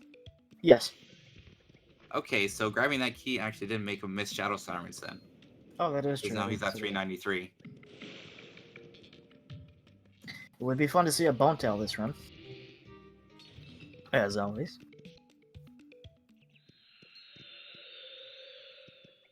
Pitman actually finding himself the Ultra Boots. So his sequence did get lowered into Chapter 6. He's just going to go ahead and leave the key. I do not blame him.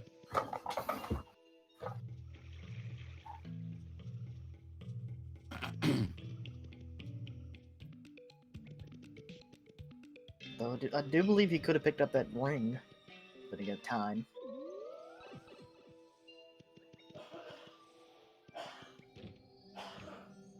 Gibstack going to go ahead and pick up this key, making the difference just 5 points.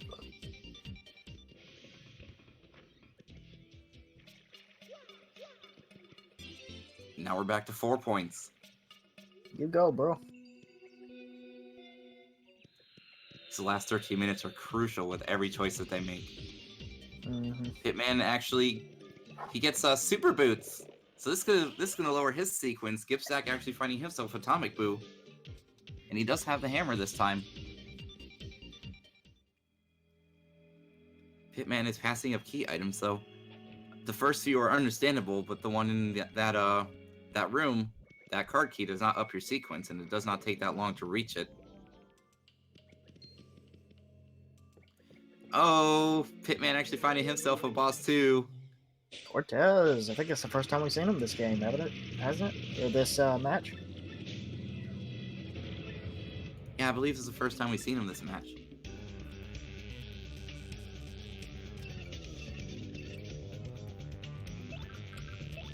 And he can just normal jump this. Cortez only has 20 HP on all phases. Guess he just wants to do a little overkill. I'm not sure if Pitman actually knows that's how much damage he only needs to do. Yeah, because he's actually going to increase his FP. That's amusing. Gibstack grabbing a Honey Ultra.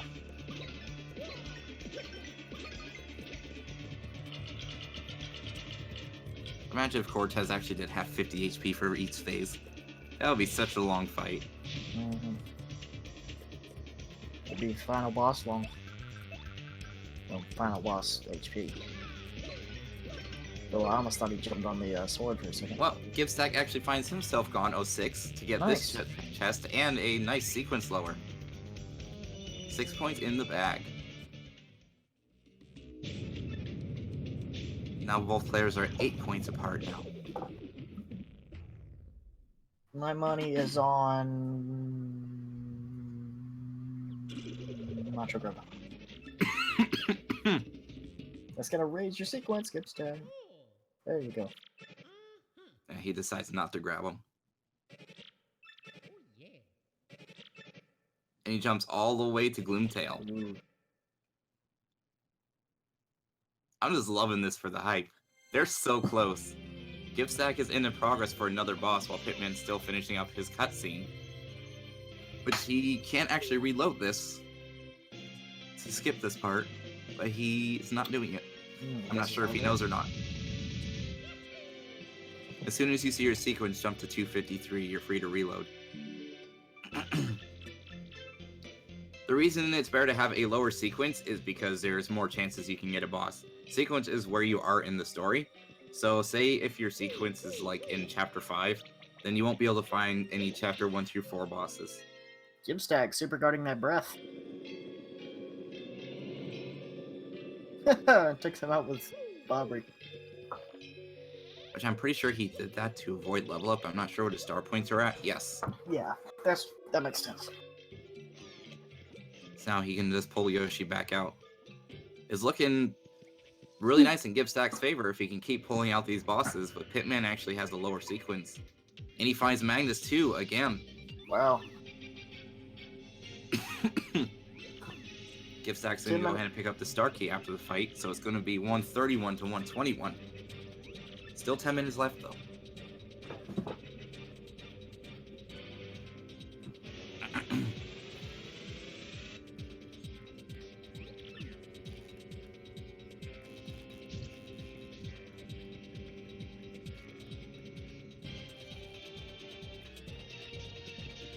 This is very intense here.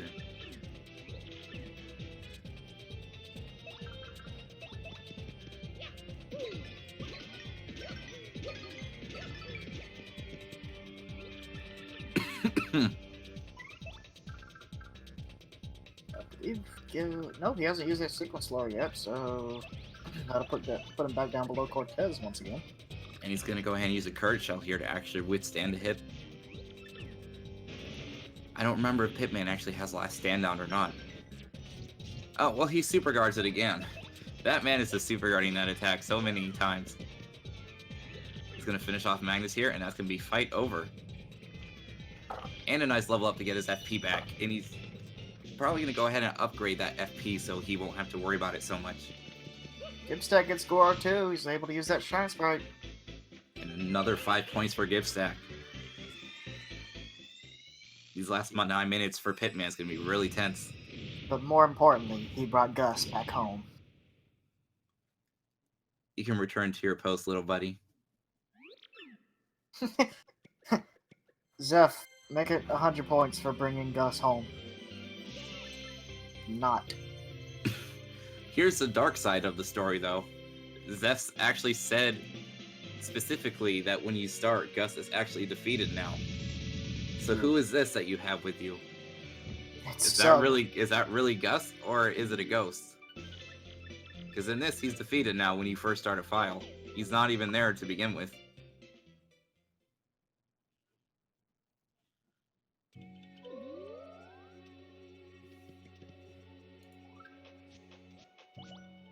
Eight minutes to go. The runners are only apart by 15 points.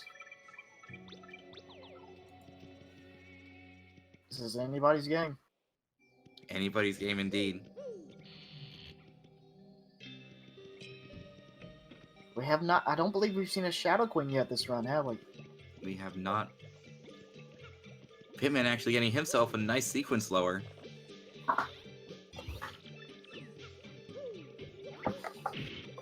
He's gonna break this panel. I'm not too sure why. Oh, he was just getting this, checking on this item. Fair enough. Oh, and Pitman actually gets Rock Hawk, so it's going to be 134 to 138. 139 now. Right after Pitman defeats Rock Hawk.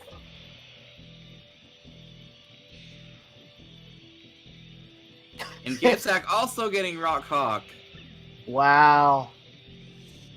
The different Rockhawks. This is so close. It is an extremely close match. It can go either way, depending on what these players can find after this. Gus 2, Electric Boogaloo.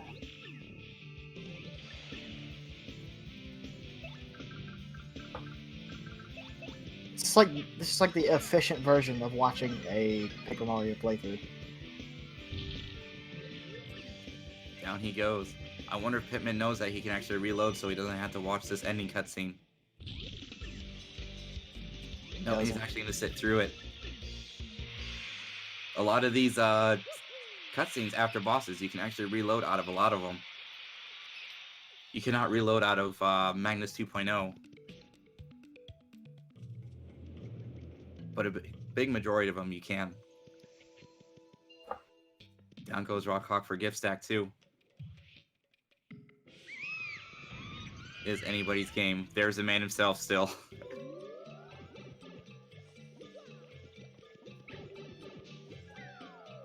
Gibstack, however, does reload out of that ending cutscene. Now, here's the thing. If either player loads into TOE 07 now, they'll automatically pick up the champ's belt for defeating Rock Hawk. Pitman actually getting another boss! Ooh, this will get them close together. I wonder if he has a Bushi to actually protect himself for a turn.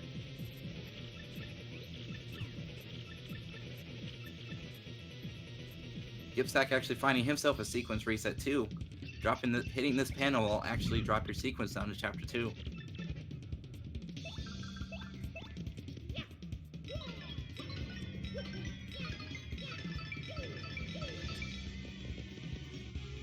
That's a nice amount of damage. And he does have boost sheets.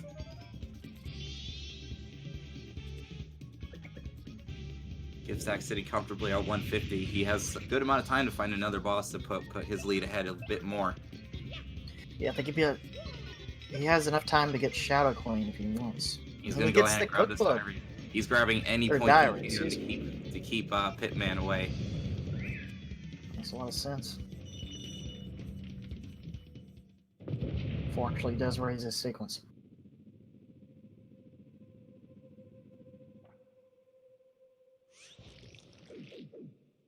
Yep, that would have Ooh, been a boss right there.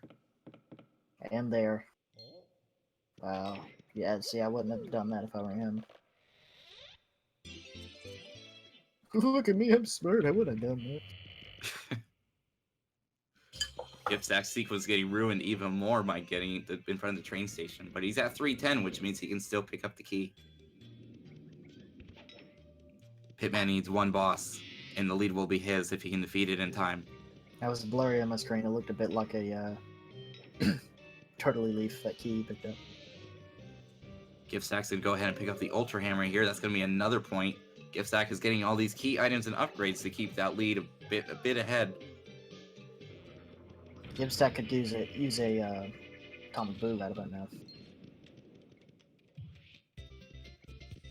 I think both runners are just at the right amount of time where they have just run out of time to beat Shadow Queen if they were to pull her.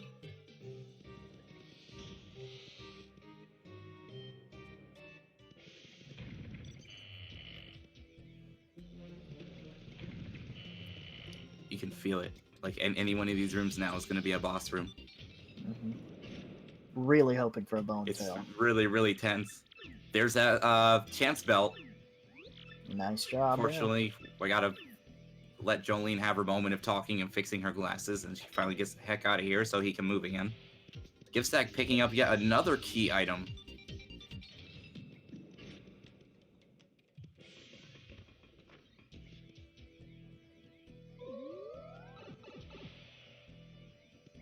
Pitman's not going to bother using his red key this time. He has both keys, but you do have to sit through quite a lengthy cutscene. If Pitman can pull another boss and Gibstack gets skunked out, Pitman Gibstack wins. actually going to go ahead and use Ooh. that key to get the curse chest. That gives him some insurance.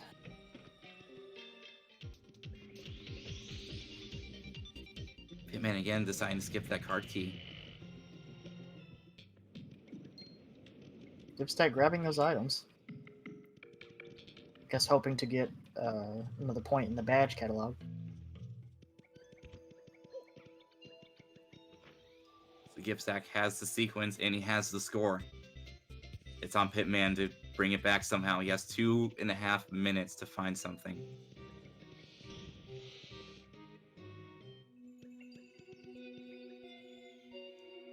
Ooh, Gibstack. Oh, Gibstack actually finds Bowser and Grotus. This may be the nail in the coffin. I believe Pitman's gonna have to pull Bone Tail. Gibstack's gonna have to make a pretty big mistake.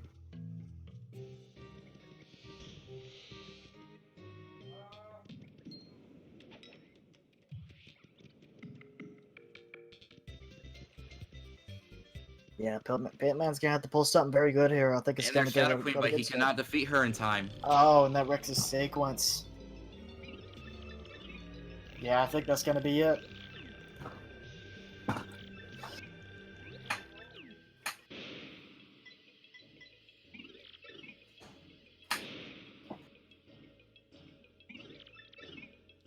Shadow Queen would have been nice a few minutes ago.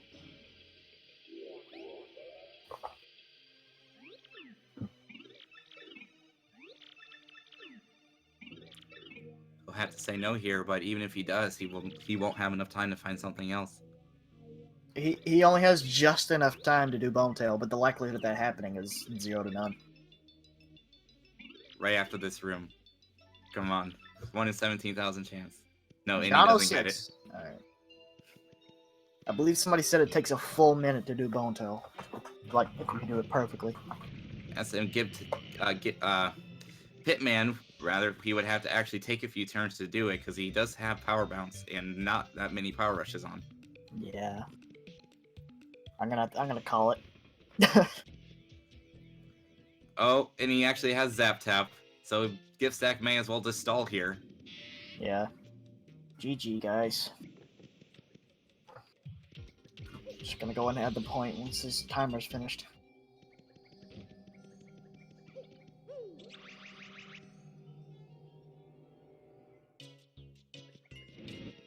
This was a very close game for sure. Unfortunately, Gibstack came out on top because of his he had the sequence for much longer than Pitman did. He got shot straight up to Magnus 2 right after hitting that staircase, or not hitting the staircase rather, actually getting the curse chest.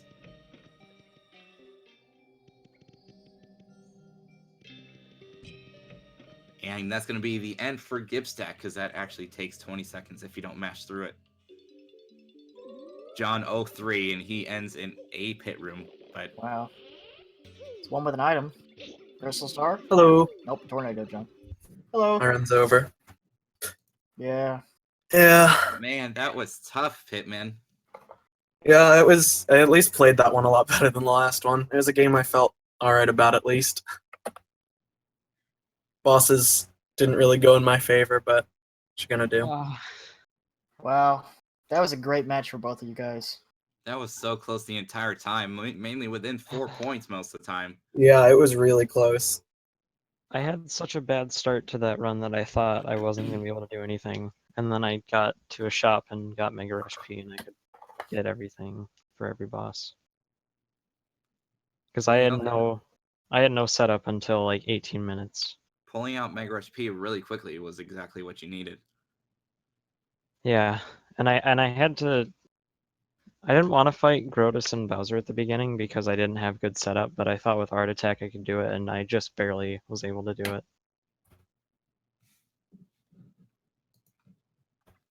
Congratulations, Gibstack. So you're going to move on, and Pitman will actually drop down to losers.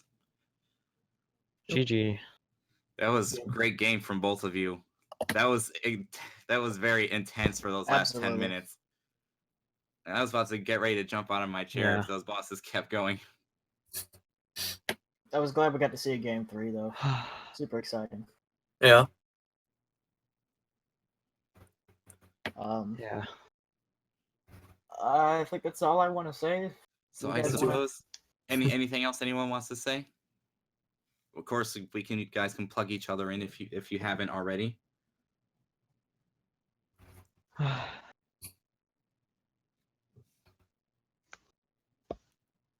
Yeah, I don't know.